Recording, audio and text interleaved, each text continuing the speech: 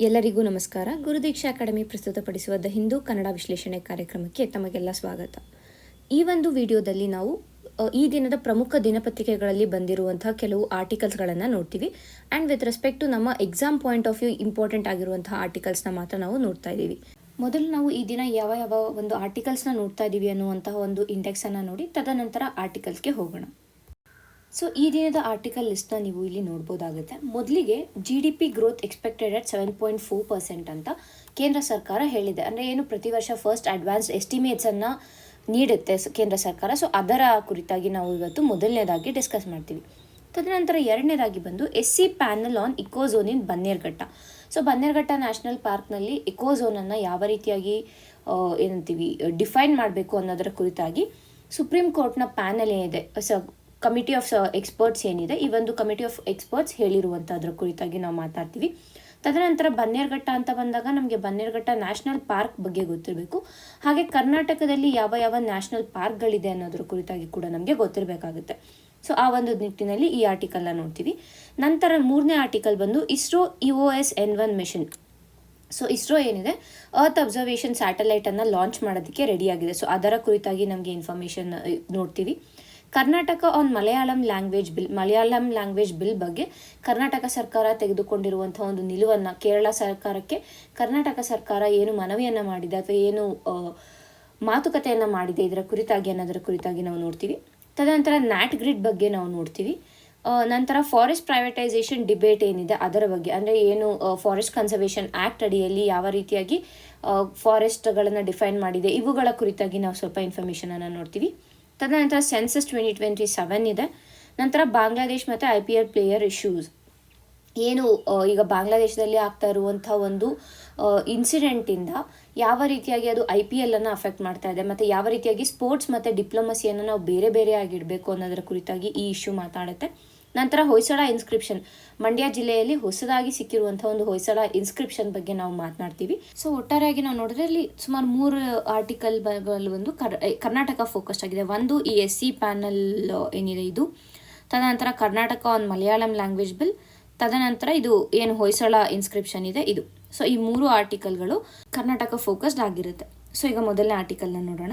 Government pegs financial year 26 growth at 7.4% amid tariff concerns.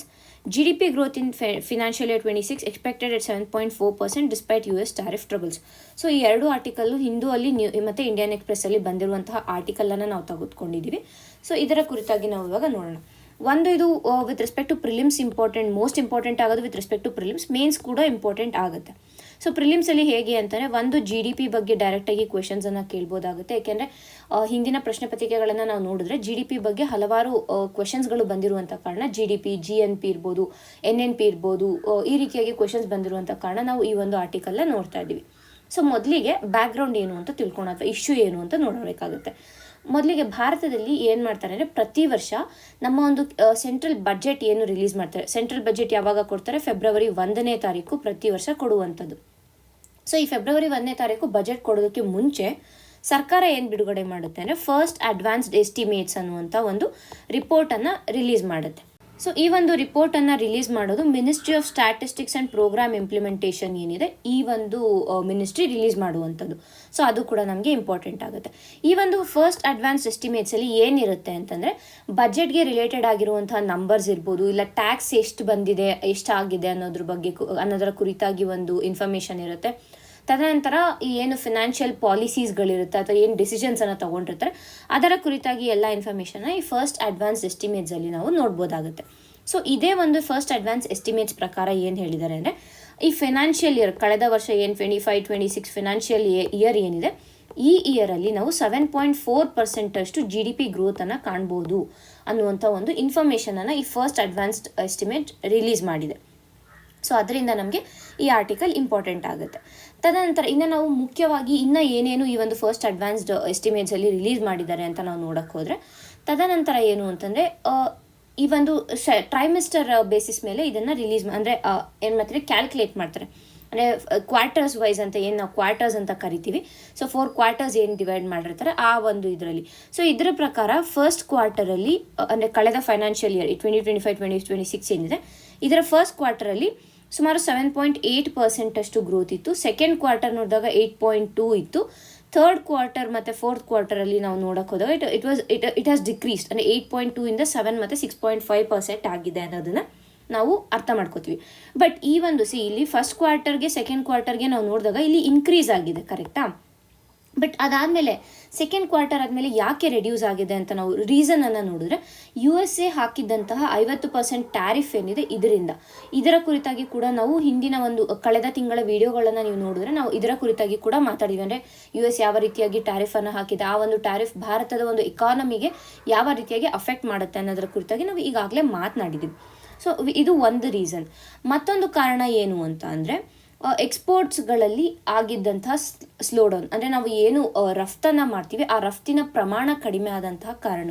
ತದನಂತರ labour intensive ಸೆಕ್ಟರ್ಗಳು ಏನಿದೆ, ಅಂದರೆ ಈಗ ಲೇಬರ್ ಇಂಟೆನ್ಸಿವ್ ಸೆಕ್ಟರ್ ಅಂದರೆ ಮ್ಯಾನುಫ್ಯಾಕ್ಚರಿಂಗ್ ಸೆಕ್ಟರ್ ಇರ್ಬೋದು, ಇಲ್ಲಾಂದರೆ ಟೆಕ್ಸ್ಟೈಲ್ ಸೆಕ್ಟರ್ಸ್, ಈ ರೀತಿಯಾಗಿ ಎಲ್ಲಿ ಲೇಬರನ್ನು ಜಾಸ್ತಿ ಬಳಸ್ತೀವಿ ಅಲ್ಲಿ ಅಂತಹ ಕಡೆ ಏನಾಗಿದೆ ಅಂತಂದರೆ ಅಷ್ಟಾಗಿ ಏನಂತೀವಿ ಗ್ರೋತನ್ನು ನಾವು ಕಂಡಿಲ್ಲ. ಸೊ ಆ ಒಂದು ರೀಸನಿಂದ ಕೂಡ ಈ ಒಂದು GDPಯ ಒಂದು ಗ್ರೋತ್ ಏನಿದೆ ಅದು ಕಡಿಮೆ ಆಗಿದೆ ಅನ್ನೋದನ್ನು ಅರ್ಥ ಮಾಡ್ಕೋಬೇಕಾಗುತ್ತೆ. ಸೊ ಇಲ್ಲಿ ನಾವು ಏನು ನೋಡಿದ್ವಿ ವಿತ್ ರೆಸ್ಪೆಕ್ಟ್ ಟು ಪ್ರಿಲಿಮ್ಸ್, ಯಾವ ರೀತಿಯಾಗಿ ಈ ಒಂದು GDPಯ ಒಂದು ಚೇಂಜಸ್ ಆಗಿದೆ, ಅಂದರೆ ಕಂಟಿನ್ಯೂಸ್ ಆಗಿ ಇನ್ಕ್ರೀಸ್ ಆಗಿದೆಯಾ, ಕಂಟಿನ್ಯೂಸ್ ಡಿಕ್ರೀಸ್ ಆಗಿದೆಯಾ? ನೋ, ಇಲ್ಲಿ ಇನ್ಕ್ರೀಸ್ ಆಗಿದೆ ಮತ್ತು ಡಿಕ್ರೀಸ್ ಆಗಿದೆ. ಸೊ ಆ ರೀತಿಯಾಗಿ ಸ್ಟೇಟ್ಮೆಂಟ್ಸ್ಗಳನ್ನು ಕೇಳ್ಬೋದಾಗುತ್ತೆ. ಸೊ ಅದನ್ನು ನೋಡಿದ್ವಿ ವಿತ್ ರೆಸ್ಪೆಕ್ಟ್ ಟು ಪ್ರಿಲಿಮ್ಸ್. ತದನಂತರ ಏನು ಪ್ರಿಲಿಮ್ಸ್ಗೆ ಇಂಪಾರ್ಟೆಂಟ್ ಆಗುತ್ತೆ, FAEಯನ್ನು ಯಾರು ರಿಲೀಸ್ ಮಾಡ್ತಾರೆ ಅನ್ನೋದು ಇಂಪಾರ್ಟೆಂಟ್ ಆಗುತ್ತೆ. ಮತ್ತು ಯಾಕೆ ಈ ಒಂದು GDPಯ ಒಂದು ವೇರಿಯೇಷನ್ ಯಾಕೆ ಆಗಿದೆ ಅನ್ನೋದು ಕೂಡ ನಮಗೆ ಕಾರಣಗಳನ್ನು ನಾವು ತಿಳ್ಕೊಂಡಿದ್ದೀವಿ. ಇನ್ನು ಮತ್ತೆ ಈ ಆರ್ಟಿಕಲಲ್ಲಿ ನಾಮಿನಲ್ GDP ಬಗ್ಗೆ ಮಾತಾಡ್ತಾರೆ. ಸೊ ಈ ನಾಮಿನಲ್ GDP ಏನಿದೆ ಇದು ಕೂಡ ಕಳೆದ 5 ವರ್ಷಗಳಲ್ಲಿ ನಾವು ನೋಡಿದಾಗ it is also very low ಅಂತ ಹೇಳಿದ್ದಾರೆ. ಅಂದರೆ ಏನು GDP ಇರುತ್ತೆ ಲೈಕ್ ಫಿನಾನ್ಷಿಯಲ್ ಇಯರ್ 2025-2026 ಏನಿದೆ, ಈ ಫಿನಾನ್ಷಿಯಲ್ ಇಯರಲ್ಲಿ ನಾಮಿನಲ್ GDP ಕಳೆದ 5 ವರ್ಷಗಳಿಗೆ ಕಂಪೇರ್ ಮಾಡಿದಾಗ ಇಟ್ ಈಸ್ ವೆರಿ ಲೋ ಅಂತ ಕೂಡ ನಾವು ಅರ್ಥ ಮಾಡ್ಕೋಬೇಕಾಗುತ್ತೆ. That is also one important point. ಯಾಕೆಂದರೆ ಇದನ್ನು ಸ್ಟೇಟ್ಮೆಂಟ್ ರೂಪದಲ್ಲಿ ನಾವು ಅಂದರೆ ಕ್ವೆಶನ್ಸನ್ನು ಕೇಳ್ಬೋದಾಗುತ್ತೆ. ಸೊ ಹಾಗಾಗಿ ಇದನ್ನು ನಮಗೆ ಗೊತ್ತಿರಬೇಕಂದ್ರೆ ನಾಮಿನಲ್ GDP ಏನಿದೆ 5 ಇಯರ್ ಲೋ ಅಲ್ಲಿ ಇದೆ ಅನ್ನೋದನ್ನ ಅರ್ಥ ಮಾಡ್ಕೋಬೇಕು. ಸೊ ಒಟ್ಟಿನಲ್ಲಿ ನಾವು ನೋಡೋಕೆ ಹೋದರೆ ಏನು 7.4 GDP ಗ್ರೋತ್ ಆಗುತ್ತೆ ಅನ್ನುವಂಥ ಒಂದು ನಿರೀಕ್ಷೆ, ಅಂದರೆ ಇದೆ ಅನ್ನುವಂಥ ಒಂದು ನಿರೀಕ್ಷೆ ಇದೆ. It is good, but at the same time Bharat ಇವಾಗಿರುವಂಥ ಒಂದು ಎಕ್ಸ್ಪೋರ್ಟ್ ಏನು ಕಡಿಮೆ ಇದೆ ಅದಿರ್ಬೋದು, ಇಲ್ಲ ಟ್ಯಾರಿಫ್ಸ್ಗಳಿರೋದಿರ್ಬೋದು, ಇಲ್ಲ ಫಾರಿನ್ ಇನ್ವೆಸ್ಟ್ಮೆಂಟ್ ಏನಿದೆ ಅಂದರೆ ಖಾಸಗಿ ಹೂಡಿಕೆ ಇರ್ಬೋದು, ಪ್ರೈವೇಟ್ ಇನ್ವೆಸ್ಟ್ಮೆಂಟ್ ಇರ್ಬೋದು, ಫಾರಿನ್ ಇನ್ವೆಸ್ಟ್ಮೆಂಟ್ ಇರ್ಬೋದು, ಇದೆಲ್ಲ ಯಾವಾಗ ಕಡಿಮೆ ಆಗ್ತದೆ. ಸೊ ಇವುಗಳನ್ನು ಸುಧಾರಿಸುವಂಥ ಒಂದು ನೀತಿಗಳು ಬೇಕಾಗುತ್ತೆ ಈಗಿರುವಂಥ ಒಂದು ಸಮಯದಲ್ಲಿ. ಅಂದರೆ ಏನು 7.4% ಇದೆ, ಇದನ್ನ ನಾವು ಮತ್ತೆ ಇನ್ಕ್ರೀಸ್ ಮಾಡಬೇಕು, GDP ಗ್ರೋತನ್ನು ಇನ್ಕ್ರೀಸ್ ಮಾಡಬೇಕು ಅಂದರೆ ಭಾರತ ಈಗ ಏನು ಮಾಡಬೇಕು ಅಂತಂದರೆ ತನ್ನ ಒಂದು ಎಕ್ಸ್ಪೋರ್ಟನ್ನು ಇನ್ಕ್ರೀಸ್ ಮಾಡೋದಿರ್ಬೋದು, ಇಲ್ಲ ಅಂತಾನೆ ಏನು ನೀತಿಗಳಿದೆ, ಅಂದರೆ ಏನು ಫಿನಾನ್ಷಿಯಲ್ ಪಾಲಿಸೀಸ್ಗಳಿದೆ ಇವುಗಳನ್ನು ಸ್ವಲ್ಪ ಚೇಂಜ್ ಮಾಡಬೇಕಾಗತ್ತೆ ಅನ್ನೋದನ್ನು ನಾವು ಅರ್ಥ ಮಾಡ್ಕೋಬೇಕು. ಸೊ ಇಷ್ಟು ಈ ಒಂದು ಆರ್ಟಿಕಲ್ನಲ್ಲಿ ಸಿಗ್ತಾ ಇರೋ ಸಾರಾಂಶ. ಮುಂದಿನ ಒಂದು ಆರ್ಟಿಕಲ್ನ ನೋಡೋಣ. Restore ecozone around Bannerghatta SC panel report. So ಇಲ್ಲಿ ನಾನು ಈಗಾಗಲೇ ಹೇಳಿರೋ ಥರ ಇದು ಪ್ರಿಲಿಮ್ಸ್ ಆ್ಯಂಡ್ ಮೇನ್ಸ್ ಎರಡಕ್ಕೂ ಇಂಪಾರ್ಟೆಂಟ್ ಆಗುತ್ತೆ. ಪ್ರಿಲಿಮ್ಸ್ ಪಾಯಿಂಟ್ ಆಫ್ ವ್ಯೂ ಅಲ್ಲಿ ನಾವು ನೋಡಿದಾಗ ಒಂದು ಕಡೆ ಏನು ಬೇಕಾಗುತ್ತೆ ಅಂತಂದರೆ ಎಕೋ ಸೆನ್ಸಿಟಿವ್ ಝೋನ್ ಬೇಕಾಗುತ್ತೆ. ತದನಂತರ ಸೆಂಟ್ರಲ್ ಎಂಪವರ್ಡ್ ಕಮಿಟಿ ಅಂದರೆ ಯಾರು ಅದನ್ನು ಏನಂತೀವಿ ಫಾರ್ಮ್ ಮಾಡಿರುವಂಥದ್ದು ಅದು ಬೇಕಾಗುತ್ತೆ. ಮತ್ತು ನ್ಯಾಷನಲ್ ಪಾರ್ಕ್ಸ್ ಇನ್ ಕರ್ನಾಟಕ ಏನಿದೆ, ನ್ಯಾಷನಲ್ ಪಾರ್ಕ್ಸ್ ಇನ್ ಕರ್ನಾಟಕ ಇಂಪಾರ್ಟೆಂಟ್ ಆಗುತ್ತೆ. And more over Bannerghatta national park ಕೂಡ ಇಂಪಾರ್ಟೆಂಟ್ ಆಗುತ್ತೆ. ಸೊ ಇದಿಷ್ಟು ವಿತ್ ರೆಸ್ಪೆಕ್ಟ್ ಟು ಪ್ರಿಲಿಮ್ಸ್ ಆಯಿತು. ಇನ್ನು ವಿತ್ ರೆಸ್ಪೆಕ್ಟ್ ಟು ಮೇನ್ಸ್ ಬಂದಾಗ ಏನಾಗುತ್ತೆ ನಮಗೆ ಅಂದರೆ, ಯಾಕೆ ಈ ಎಕೋ ಸೆನ್ಸಿಟಿವ್ ಝೋನ್ ಅಥವಾ ಎಕೋ ಝೋನ್ ಅಂತ ಏನು ಕರಿತೀವಿ ESZ ಇದು ಯಾಕೆ ಇಂಪಾರ್ಟೆಂಟ್ ಆಗುತ್ತೆ ಅನ್ನೋದರ ಕುರಿತಾಗಿ ನಮಗೆ ಮಾಹಿತಿ ಇರಬೇಕಾಗುತ್ತೆ. ಸೊ ಆ ಒಂದು ದೃಷ್ಟಿಯಲ್ಲಿ ನಾವು ಈ ಆರ್ಟಿಕಲ್ನ ನೋಡ್ತಾ ಇದ್ದೀವಿ. ಸೊ ಮೊದಲಿಗೆ ಇದರ ಬ್ಯಾಕ್ಗ್ರೌಂಡನ್ನು ತಿಳ್ಕೊಳ್ಳೋಣ. ಭಾರತದಲ್ಲಿ ಏನಾಗುತ್ತೆ ಅಂದರೆ ನಮ್ಮ ಒಂದು ನ್ಯಾಷನಲ್ ಪಾರ್ಕ್ಸ್ ಇರ್ಬೋದು, ಇಲ್ಲ ವೈಲ್ಡ್ ಲೈಫ್ ಸ್ಯಾಂಚುರೀಸ್ಗಳು ಏನಿರ್ತವೆ ಇವುಗಳ ಸುತ್ತ ಒಂದು ಎನ್ವಿರಾನ್ಮೆಂಟನ್ನು ಅಥವಾ ಮೇಂಟೈನ್ ಮಾಡೋದಕ್ಕೆ, ಒಂದು ಎನ್ವಿರಾನ್ಮೆಂಟ್ ಸೆನ್ಸಿಟಿವಿಟಿಯನ್ನು ಮೇಂಟೈನ್ ಮಾಡೋದಕ್ಕೆ ಈ ಒಂದು ಎಕೋ ಸೆನ್ಸಿಟಿವ್ ಝೋನ್ಸ್ ಅಂತ ESZ ಅನ್ನುವಂಥ ಒಂದು ಅನ್ನು ನಾವು ತಂದಿದ್ದೀವಿ. ಸೊ ಈ ಒಂದು ಕಾನ್ಸೆಪ್ಟ್ ಬರೋದು ಎನ್ವಿರಾನ್ಮೆಂಟಲ್ ಪ್ರೊಟೆಕ್ಷನ್ ಆ್ಯಕ್ಟ್ 1980 ಏನಿದೆ ಇದರ ಅಡಿಯಲ್ಲಿ ಈ ಒಂದು ಏನಂತೀವಿ ಕಾನ್ಸೆಪ್ಟ್ ಬರುತ್ತೆ. ನಾಟ್ 1980, 1986 ಬರುತ್ತೆ. ಇದು ಎನ್ವಿರಾನ್ಮೆಂಟಲ್ ಪ್ರೊಟೆಕ್ಷನ್ ಆ್ಯಕ್ಟ್ 1986 ಬಂದಿರುವಂಥ ಒಂದು ಆ್ಯಕ್ಟ್ ಅಡಿಯಲ್ಲಿ ESZ ಅನ್ನು ನಾವು ಡಿಕ್ಲೇರ್ ಮಾಡುವಂಥದ್ದು. ಸೊ ಇಲ್ಲಿ ಏನಾಗುತ್ತೆ, ಈ ಒಂದು ಎಕನಾಮಿಕಲಿ ಸೆನ್ಸಿಟಿವ್ ಝೋನ್ ಅಥವಾ ಎಕೋ ಸೆನ್ಸಿಟಿವ್ ಝೋನಲ್ಲಿ ಏನಾಗುತ್ತೆ ಅಂತಂದರೆ ಇಲ್ಲಿ ಮೇಯ್ನಾಗಿ ಎನ್ವಿರಾನ್ಮೆಂಟಲ್ ಪ್ರೊಟೆಕ್ಷನ್ ಅಂದರೆ ಅರಣ್ಯ ಸಂರಕ್ಷಣೆ ಇರುತ್ತೆ, ಜೊತೆಗೆ ಅಲ್ಲಿ ಹ್ಯೂಮನ್ ಆ್ಯಕ್ಟಿವಿಟೀಸ್ ಏನಿರುತ್ತೆ ಅಥವಾ ಅಂದರೆ ಮಾನವ ರಿಲೇಟೆಡ್ ಆಗಿರುವಂತಹ ಆ್ಯಕ್ಟಿವಿಟೀಸ್ ಏನಿರುತ್ತೆ ಆ ಆ್ಯಕ್ಟಿವಿಟೀಸ್ಗಳನ್ನ ಕಂಟ್ರೋಲ್ ಮಾಡಲಾಗುತ್ತೆ ಈ ಒಂದು ಏರಿಯಾಲಿ. ಇದನ್ನ ಬೇಸಿಕಲಿ ನಾವೊಂದು ಬಫರ್ ಝೋನ್ ಅಂತ ಹೇಳ್ಬೋದಾಗುತ್ತೆ. ಆ್ಯಂಡ್ ಇದು ಇಶ್ಯೂ ಏನು ಅಂತಂದರೆ ಬನ್ನೇರುಘಟ್ಟ ನ್ಯಾಷನಲ್ ಪಾರ್ಕ್ ಎಲ್ಲಿ ಬರುತ್ತೆ? ಬೆಂಗಳೂರಲ್ಲಿ ಬರುತ್ತೆ. ಸೊ ಬೆಂಗಳೂರು ಅಂತಂದರೆ ಇಟ್ ಈಸ್ ಸಿಟಿ ಏರಿಯಾ ಅಂದರೆ ನಗರ ಪ್ರದೇಶ ಆಗಿರುವಂಥ ಕಾರಣ ಇಲ್ಲಿ ಏನಾಗುತ್ತೆ ಅಂತಂದರೆ ಈ ಒಂದು ಅರಣ್ಯ ಪ್ರದೇಶ ಏನಿದೆ ಬನ್ನೇರುಘಟ್ಟ ನ್ಯಾಷನಲ್ ಪಾರ್ಕ್ ಏನಿದೆ ಇಟ್ ಬಿಕಮ್ಸ್ ವೆರಿ ಇಂಪಾರ್ಟೆಂಟ್. ಅಂದರೆ ನಗರೀಕರಣದಿಂದ ಇರ್ಬೋದು, ಇಲ್ಲ ರಸ್ತೆ ನಿರ್ಮಾಣಗಳಿರ್ಬೋದು, ಅಂದರೆ ಕನ್ಸ್ಟ್ರಕ್ಷನ್ ವರ್ಕ್ಸಿಂದ ಇರ್ಬೋದು, ಇಲ್ಲ ಅಂತಂದರೆ ಮ್ಯಾನ್ ಅನಿಮಲ್ ಕಾನ್ಫ್ಲಿಕ್ಟ್ ಇವೆಲ್ಲ ಹೆಚ್ಚಾಗ್ತಾ ಬರ್ತಾ ಇದೆ. ಯಾಕೆಂದರೆ ಇದು ಅಂದರೆ ಏನು ಮಾಡ್ತಾ ಇದ್ದೀವಿ ನಾವು ಡೆವಲಪ್ಮೆಂಟ್ ಹೆಸರಲ್ಲಿ ಏನು ಮಾಡ್ಕೊಂಡು ಹೋಗ್ತಾ ಇದ್ದೀವಿ, ಎನ್ವಿರಾನ್ಮೆಂಟನ್ನು ಎನ್ಕ್ರೋಚ್ ಮಾಡ್ಕೊಂಡು ಹೋಗ್ತಾ ಇದ್ದೀವಿ, ಎಸ್ಪೆಷಲಿ ಫಾರೆಸ್ಟ್ ಏರಿಯಾಸ್ ಬಂದಾಗ. ಸೊ ಹಾಗಾಗಿ ಈ ಒಂದು ಎಕೋ ಸೆನ್ಸಿಟಿವ್ ಝೋನ್ನ ಡಿಫೈನ್ ಮಾಡಿರೋದಿರ್ಬೋದು, ಅದನ್ನು ಮೇಂಟೈನ್ ಮಾಡೋದಿರ್ಬೋದು ಬಹು ಮುಖ್ಯ ಆಗುತ್ತೆ ಅನ್ನೋದನ್ನು ಅರ್ಥ ಮಾಡ್ಕೋಬೇಕು. ನೆಕ್ಸ್ಟ್ ಈಗ ಇವಾಗ ನಡೀತಾ ಇರುವಂಥ ಇಶ್ಯೂ ಏನು ಅಂತಂದರೆ ಈ ಸೆಂಟ್ರಲ್ ಎಂಪವರ್ಡ್ ಕಮಿಟಿ ಅಂತ ನಾನು ಹೇಳಿದೆ. ಸೊ ಇದನ್ನು ಫಾರ್ಮ್ ಮಾಡಿರುವಂಥದ್ದು supreme court. So supreme court ಈ ಸೆಂಟ್ರಲ್ ಎಂಪವರ್ಡ್ ಕಮಿಟಿಯನ್ನು ಫಾರ್ಮ್ ಮಾಡಿದೆ. ಸೊ ಇದು ಏನು ಹೇಳಿದೆ ಅಂತಂದರೆ 2016ರಲ್ಲಿ ಏನು ಎಕೋ ಸೆನ್ಸಿಟಿವ್ ಝೋನ್ ನೋಟಿಫಿಕೇಷನನ್ನು ನೀಡಿದ್ವಿ ಅದನ್ನು ಈಗ ಮತ್ತೆ ಮರುಸ್ಥಾಪಿಸಬೇಕು ಅಂತ ಹೇಳಿದೆ. ಒಂದು. ಎರಡನೇದಾಗಿ 2020ರಲ್ಲಿ ESZ ನೋಟಿಫಿಕೇಷನ್ ಏನು ನೀಡಿತ್ತು ಅದನ್ನು ರದ್ದುಗೊಳಿಸಬೇಕು. ಅಂದರೆ 2020ರಲ್ಲಿ ನೀಡಿದ್ದಂಥ ನೋಟಿಫಿಕೇಷನನ್ನು ರದ್ದುಗೊಳಿಸಿ 2016ರಲ್ಲಿ ಏನು ನೋಟಿಫಿಕೇಷನನ್ನು ನೀಡಿತ್ತು ಅದನ್ನು ನೀವು ಮತ್ತೆ ವಾಪಸ್ ತರಬೇಕು, ಅಂದರೆ ಮರುಸ್ಥಾಪಿಸಬೇಕು ಅಂತ ಹೇಳಿದ್ದಾರೆ. ಸೊ ಹಾಗಾದರೆ ಇಲ್ಲಿ 2016ರ ಒಂದು ನೋಟಿಫಿಕೇಷನ್ಗೂ 2020ರ ನೋಟಿಫಿಕೇಷನ್ಗೂ ಏನು ಡಿಫ್ರೆನ್ಸ್ ಅನ್ನೋದು ಇಂಪಾರ್ಟೆಂಟ್ ಆಗುತ್ತೆ. 2016 ನೋಟಿಫಿಕೇಷನಲ್ಲಿ ಏನು ಅಂದರೆ ಸುಮಾರು 268.96 ಸ್ಕ್ವೇರ್ ಕಿಲೋಮೀಟರಷ್ಟು ಏರಿಯಾನ ESZ ಅಂತ ಡಿಕ್ಲೇರ್ ಮಾಡಬೇಕು ಅಂತ ಹೇಳಿದ್ದು. ಅದೇ 2020ಕ್ಕೆ ಬಂದರೆ ಇದನ್ನು ಕೇವಲ 168 ಸ್ಕ್ವೇರ್ ಕಿಲೋಮೀಟರ್ಗೆ ರೆಡ್ಯೂಸ್ ಮಾಡಿದ್ದಾರೆ. ಸೊ ಇಲ್ಲೇನಾಯಿತು ಅಂತಂದರೆ ಆ ಒಂದು ಪ್ರೊಟೆಕ್ಷನ್ ಏರಿಯಾ ಇದೆ, ಪ್ರೊಟೆಕ್ಷನ್ ಏರಿಯಾ ಇಲ್ಲಿ ರೆಡ್ಯೂಸ್ ಆಗಿದೆ. So which is bad. ಇದರಿಂದ ಏನಾಗುತ್ತೆ ಅಂದರೆ ಎನ್ವಿರಾನ್ಮೆಂಟಲ್ ಲಾಸ್ ಇರ್ಬೋದು, ಬಯೋಡೈವರ್ಸಿಟಿ ಲಾಸ್ ಇರ್ಬೋದು, more over man animal conflict ಹೆಚ್ಚಾಗ್ತಾ ಬರುತ್ತೆ. ಸೊ ಈ ಒಂದು ಕಾರಣದಿಂದ ಹಳೆಯ ಒಂದು 2016ರ ನೋಟಿಫಿಕೇಷನ್ ಏನಿದೆ ಅದನ್ನು ನೀವು ಮರುಸ್ಥಾಪಿಸಿ ಅಂತ ಈ ಸೆಂಟ್ರಲ್ ಎಂಪವರ್ಡ್ ಕಮಿಟಿ ಈಗ ಶಿಫಾರಸನ್ನು ಮಾಡಿದೆ. ಸೊ ಇದಿಷ್ಟು ಒಂದು ಪಾಯಿಂಟ್ ಆಯಿತು, ಅಂದರೆ ಏನು ಇಶ್ಯೂ ನಡೀತಾ ಇದೆ ಅನ್ನುವಂಥದ್ದು. ತದನಂತರ 2016ರ ಡ್ರಾಫ್ಟ್ ಒಂದು ನೋಟಿಫಿಕೇಷನ್ ಏನಿತ್ತು, ಈ ಒಂದು ನೋಟಿಫಿಕೇಷನಲ್ಲಿ ಸೈಂಟಿಫಿಕ್ ಪಾಲಿಸಿಯನ್ನು ಅಂದರೆ ಸೈಂಟಿಫಿಕ್ ಆಗಿ ಆ ಒಂದು ಡಿವಿಷನನ್ನು ಮಾಡಿದ್ದಂಥದ್ದು. ಈ ಒಂದು ಏರಿಯಾ ಏನು ಹೇಳಿದ್ದಾರೆ 268 ಚದರ ಕಿಲೋಮೀಟರ್ ಅನ್ನುವಂಥದ್ದು. ಸೊ ಇದನ್ನು ವೈಜ್ಞಾನಿಕವಾಗಿ ಇದು ಆಧಾರಿತವಾಗಿದ್ದಂಥದ್ದು ಒಂದು. ತದನಂತರ ಅದರಲ್ಲಿ ಎಲಿಫೆಂಟ್ ಕಾರಿಡಾರ್ಗಳು ಮತ್ತು ಈ ಒಂದು ವೈಲ್ಡ್ ಲೈಫ್ ಕಾರಿಡಾರ್ ಅಂತ ಏನು ಕರಿತೀವಿ ಇವುಗಳೆಲ್ಲ ಇನ್ಕ್ಲೂಡ್ ಆಗಿದ್ವು. ತದನಂತರ ಏನು ಅಂತಂದರೆ ಓವರಾಲ್ ಆಗಿ ನಾವು ಬನ್ನೇರುಘಟ್ಟ ನ್ಯಾಷನಲ್ ಪಾರ್ಕನ್ನು ನೋಡಿದ್ರೆ ಅದಕ್ಕೆ ಬೇಕಾಗಿದ್ದಂಥ ಒಂದು ಸಮಗ್ರ ರಕ್ಷಣೆ ಇತ್ತು, ಸಮಗ್ರ ಸೇಫ್ಟಿ ಪ್ರೋಟೋಕಾಲ್ಸ್ ಏನಿತ್ತು ಅದೆಲ್ಲ ಈ ಒಂದು 2016ರ ನೋಟಿಫಿಕೇಷನಲ್ಲಿ ಇನ್ಕ್ಲೂಡ್ ಆಗಿತ್ತು. ಅದೇ ನಾವು 2020ರ ನೋಟಿಫಿಕೇಷನನ್ನು ನೋಡಿದ್ರೆ ಇಲ್ಲಿ ಹಲವಾರು ಸೆನ್ಸಿಟಿವ್ ಝೋನ್ಗಳೇನಿದೆ, ಸಂವೇದನಾಶೀಲವಾದಂಥ ಒಂದು ಪ್ರದೇಶಗಳೇನಿದೆ ಇವುಗಳನ್ನು ಹೊರತುಪಡಿಸಲಾಗಿತ್ತು. ಅಂದರೆ ಇಲ್ಲಿ ನಾವು ನೋಡಿದ್ವಲ್ಲ ಇಲ್ಲಿ ರೆಡ್ಯೂಸ್ ಆಗಿದೆ ಅಲ್ವಾ. ಸೊ ಹಾಗಾಗಿ ಏನಾಯಿತು, ಆ ಒಂದು ಏನು ಸೇಫ್ಟಿ ಪ್ರದೇಶಗಳಿರಬೇಕು ಅದೆಲ್ಲ ಇಲ್ಲಿ ಮಾಯ ಆಗ್ತಾ ಬಂತು ಒಂದು. ತದನಂತರ ಏನು ಅಂದರೆ ಇಲ್ಲಿ ಹ್ಯೂಮನ್ ಆ್ಯಕ್ಟಿವಿಟೀಸ್ಗೆ ಹೆಚ್ಚಿನದಾಗಿ ಪ್ರಾಮುಖ್ಯತೆಯನ್ನು ಕೊಟ್ಟು ಅಂದರೆ ಆ ಒಂದು ಏರಿಯಾ ಏನಿದೆ ಅದನ್ನು ಎಕ್ಸ್ಟೆಂಡ್ ಮಾಡ್ಕೊಂಡು ಹೋಗಿದ್ದಾರೆ. ಸೊ ಅಲ್ಲಿ ಏನದು ಹ್ಯೂಮನ್ ಆ್ಯಕ್ಟಿವಿಟೀಸ್ಗೆ ಪರ್ಮಿಷನ್ ಕೊಟ್ಟಿರೋದು. ಸೊ ಇದರಿಂದ ಏನಾಗುತ್ತೆ ಎನ್ವಿರಾನ್ಮೆಂಟಲ್ ಕನ್ಸರ್ವೇಷನ್ ಇರ್ಬೋದು, ಬಯೋಡೈವರ್ಸಿಟಿ ಕನ್ಸರ್ವೇಷನ್ ಇರ್ಬೋದು, ಇದೆಲ್ಲ ಕಡಿಮೆ ಆಗ್ತಾ ಬಂತು. ಸೊ ಹಾಗಾಗಿ ಇವಾಗ ಈ ಏನು CEC ಏನು ಹೇಳಿದೆ ಈ 2020 ನೋಟಿಫಿಕೇಷನನ್ನು ನೀವು ಹಿಂಪಡಿಬೇಕು ಅಂತ ಹೇಳಿದ್ದಾರೆ. ಸೊ ಇದಿಷ್ಟು ಒಂದು ಪಾಯಿಂಟ್. ಇನ್ನು ನಾವು ವಿತ್ ರೆಸ್ಪೆಕ್ಟ್ ಟು ಪ್ರಿಲಿಮ್ಸ್ ಅಂದರೆ ಎನ್ವಿರಾನ್ಮೆಂಟ್, ರೈಟ್ ಟು ಎನ್ವಿರಾನ್ಮೆಂಟ್ ಅನ್ನುವಂಥ ಒಂದು ಕಾನ್ಸೆಪ್ಟ್ ಬಂದಾಗ ಯಾವ ಆರ್ಟಿಕಲ್ಸ್ ನಮ್ಮ ಸಂವಿಧಾನದ ಯಾವ ಒಂದು ಆರ್ಟಿಕಲ್ಸ್ ಇಂಪಾರ್ಟೆಂಟ್ ಆಗುತ್ತೆ ಅಂದರೆ ಒಂದು ಆರ್ಟಿಕಲ್ 48A ಯಾವ ಅಡಿಯಲ್ಲಿ ಬರುತ್ತೆ, ಇದು DPSP ಅಡಿಯಲ್ಲಿ ಬರುತ್ತೆ, ಪಾರ್ಟ್ 4ಅಲ್ಲಿ ಬರುವಂಥದ್ದು. ತದನಂತರ ಆರ್ಟಿಕಲ್ 51G ನಮ್ಮ ಒಂದು ಫಂಡಮೆಂಟಲ್ ರೈಟ್ಸ್ ಫಂಡಮೆಂಟಲ್ ಡ್ಯೂಟೀಸಲ್ಲಿ ಬರುವಂಥದ್ದು. ನಂತರ ಏನು ಈ ಎನ್ವಿರಾನ್ಮೆಂಟಲ್ ಪ್ರೊಟೆಕ್ಷನ್ ಆ್ಯಕ್ಟ್ ಇದಕ್ಕೆ ಸಪೋರ್ಟ್ ಮಾಡುತ್ತೆ. ಮತ್ತು ಪ್ರಿಕಾಷನರಿ ಪ್ರಿನ್ಸಿಪಲ್ ಏನು ತಂದಿದ್ದೀವಿ ಜಾರಿಗೆ ಅದು ಬರುತ್ತೆ, ಮತ್ತು ಸಸ್ಟೈನಬಲ್ ಡೆವಲಪ್ಮೆಂಟ್ ಬರುತ್ತೆ.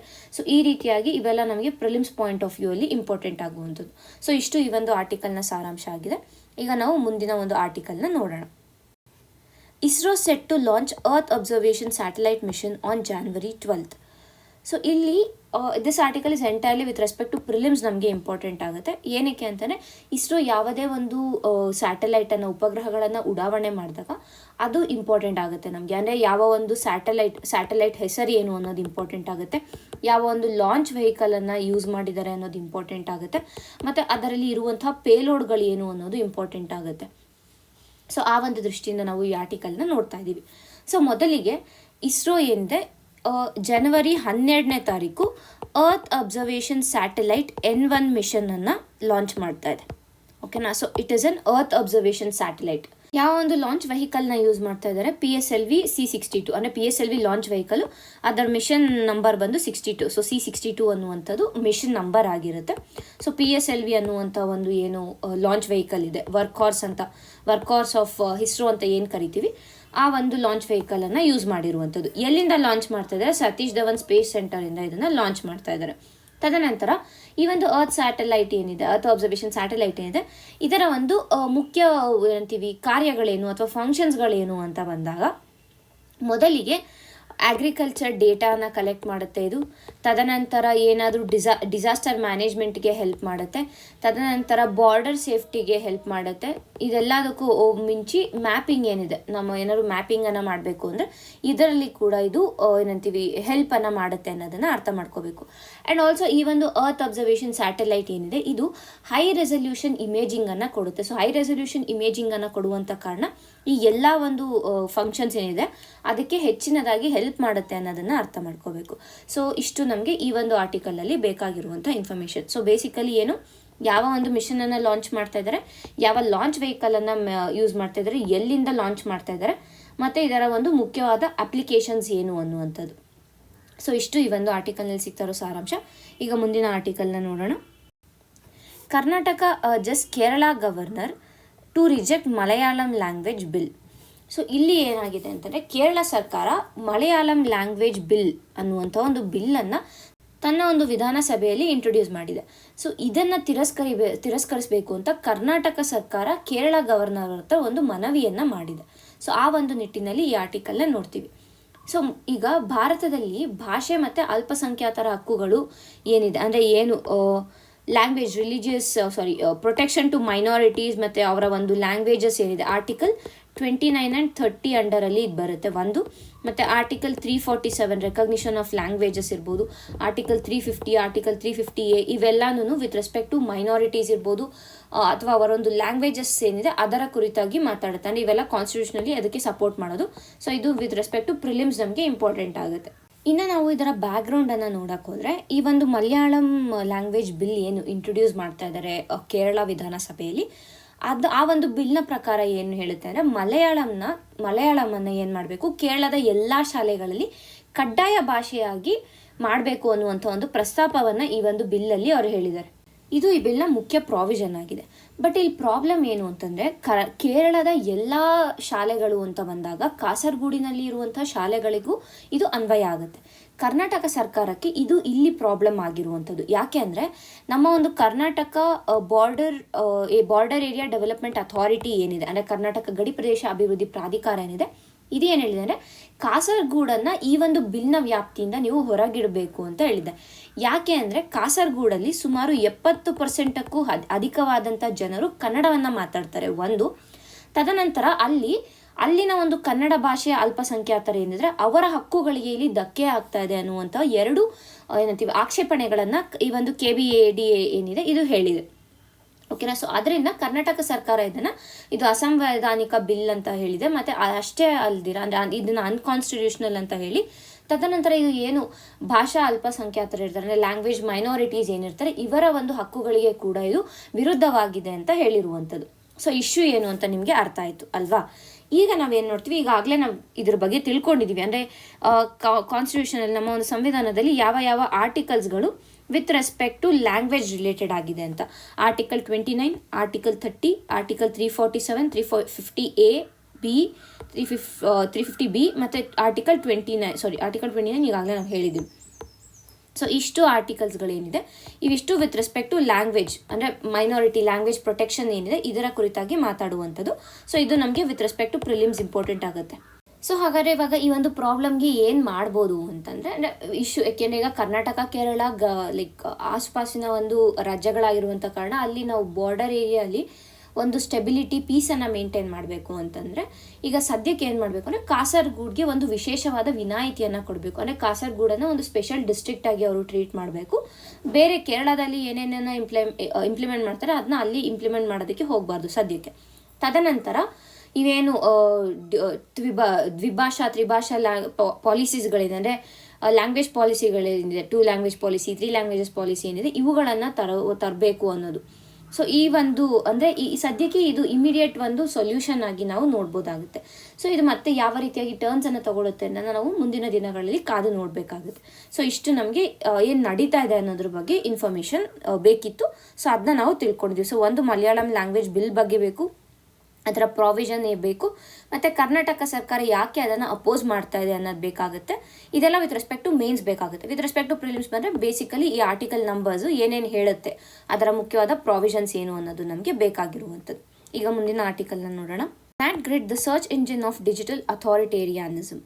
ಸೊ ಈ ಒಂದು ಆರ್ಟಿಕಲ್ನಲ್ಲಿ ಇದು ಎರಡಕ್ಕೂ ಬೇಕಾಗುತ್ತೆ. ಅಂದರೆ ನಮ್ಮ ಪ್ರಿಲಿಮ್ಸ್ಗೂ ಇಂಪಾರ್ಟೆಂಟ್ ಆಗುತ್ತೆ, ಮೇನ್ಸ್ಗೂ ಇಂಪಾರ್ಟೆಂಟ್ ಆಗುತ್ತೆ.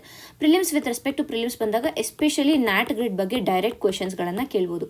ಅಂದರೆ ಈಗ UPSC ಲೆವೆಲಲ್ಲಿ ಹೋದಾಗ ಸ್ವಲ್ಪ ಸ್ಟ್ಯಾಂಡರ್ಡ್ ಕ್ವೆಶನ್ಸನ್ನು, ಅಂದರೆ ಸ್ಟೇಟ್ಮೆಂಟ್ ಬೇಸ್ಡ್ ಕ್ವೆಶನ್ಸನ್ನು ನಾವು ಎಕ್ಸ್ಪೆಕ್ಟ್ ಮಾಡ್ಬೋದಾಗುತ್ತೆ.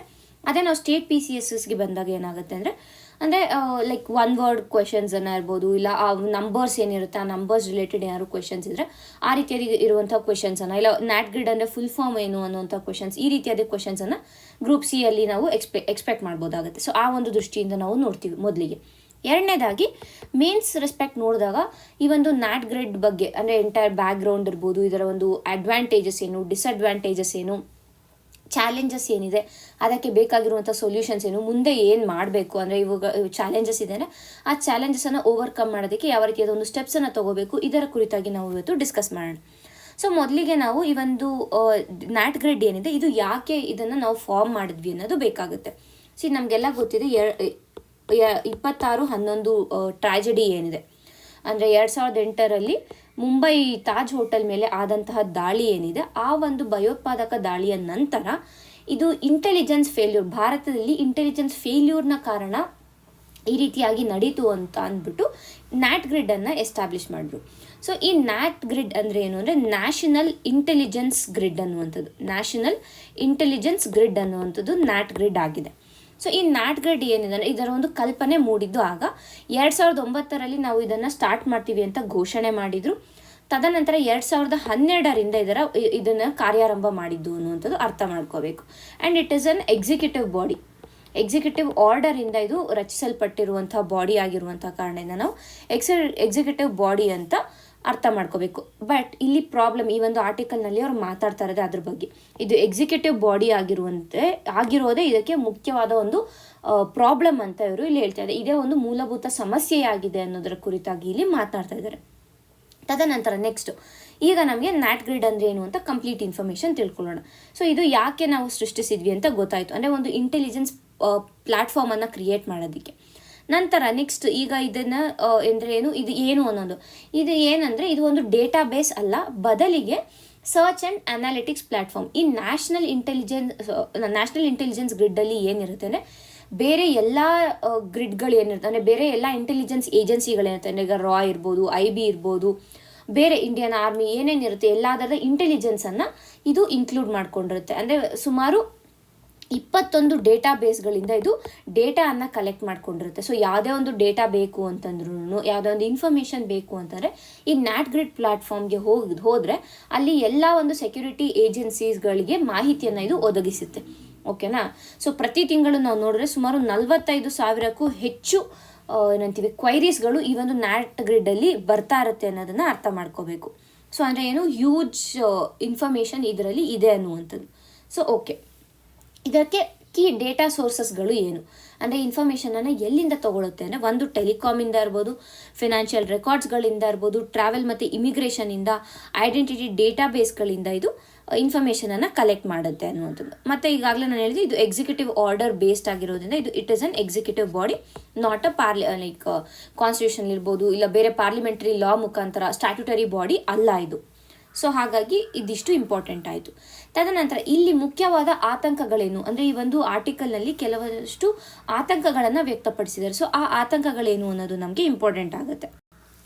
ಸೊ ಮೊದಲಿಗೆ ಕೋರ್ ರಿಸ್ಕ್ ಏನು ಅಂತಂದರೆ, ಒಂದು ಮುಖ್ಯವಾಗಿ ಇದು ಓವರ್ಸೈಟ್ ಇಲ್ಲದೆ ಇರುವಂಥ ಸರ್ವೆಲೈನ್ಸ್ ಅಂತಂದರೆ ಇದು ಎಕ್ಸಿಕ್ಯೂಟಿವ್ ಬಾಡಿ ಆಗಿರುವಂಥ ಕಾರಣ. ಅಂದರೆ ಯಾವುದೇ ಒಂದು ಪಾರ್ಲಿಮೆಂಟ್ ಲಾ ಇದ್ದರೆ ಏನಾಗುತ್ತೆ, ಆ ಒಂದು ಬಾಡಿಯ ಒಂದು ಪ್ರಾವಿಷನ್ಸ್ ಇರ್ಬೋದು, ಅಂದರೆ ಅದರ ಫಂಕ್ಷನ್ಸ್ಗಳೇನು, ಅದರ ಇತಿಮಿತಿಗಳನ್ನು ಲಾ ಮುಖಾಂತರ ಇಲ್ಲಿ ಡಿಫೈನ್ ಮಾಡಿಲ್ಲ. ಸೊ ಜಸ್ಟ್ ಎಕ್ಸಿಕ್ಯೂಟಿವ್ ಬಾಡಿ ಆಗಿರುವಂಥ ಕಾರಣ ಯಾವುದೇ ರೀತಿಯಾದ ಒಂದು ಇದರ ಒಂದು ಏನಂತೀವಿ ವರ್ಕಿಂಗ್ ವ್ಯಾಪ್ತಿ ಏನಿದೆ ಇದಕ್ಕೆ ಯಾವುದೇ ರೀತಿಯಾದ ಒಂದು ಮಿತಿ ಇಲ್ಲ. ಅಂದರೆ ಇದನ್ನ ಕಂಟ್ರೋಲ್ ಮಾಡೋದು ಕಷ್ಟ ಆಗುತ್ತೆ ಒಂದು.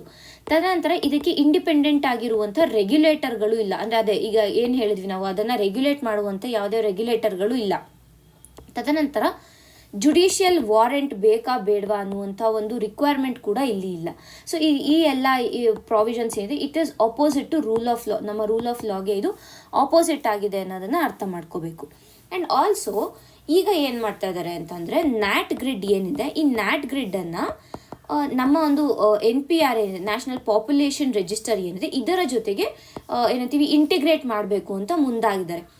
ನ್ಯಾಷನಲ್ ಪಾಪ್ಯುಲೇಷನ್ ರಿಜಿಸ್ಟ್ರಿಯಲ್ಲಿ ಪ್ರತಿಯೊಬ್ಬ ನಾಗರಿಕರ ಇನ್ಫಾರ್ಮೇಷನನ್ನು ಅಲ್ಲಿ ಕಲೆಕ್ಟ್ ಮಾಡಲಾಗಿರುತ್ತೆ. ಸೊ ಇಫ್ ನ್ಯಾಟ್ ಗ್ರಿಡ್ಡನ್ನು ನಾವು NPRಗೆ ಲಿಂಕ್ ಮಾಡಿದ್ದೀವಿ ಅಂತಲೇ ನಮ್ಮ ಒಂದು ಪ್ರೈವಸಿ ಏನಿದೆ ಅಥವಾ ನಮ್ಮ ಒಂದು ಡೇಟಾ ಏನಿದೆ, ಡೆಮೋಗ್ರಫಿಕ್ ಡೇಟಾ ಇರ್ಬೋದು, ಬಯೋಮೆಟ್ರಿಕ್ ಡೇಟಾ ಇರ್ಬೋದು, ಇದನ್ನು ನ್ಯಾಟ್ ಗ್ರಿಡ್ ಈಸಿಯಾಗಿ ಆಕ್ಸೆಸ್ ಮಾಡ್ಬೋದು.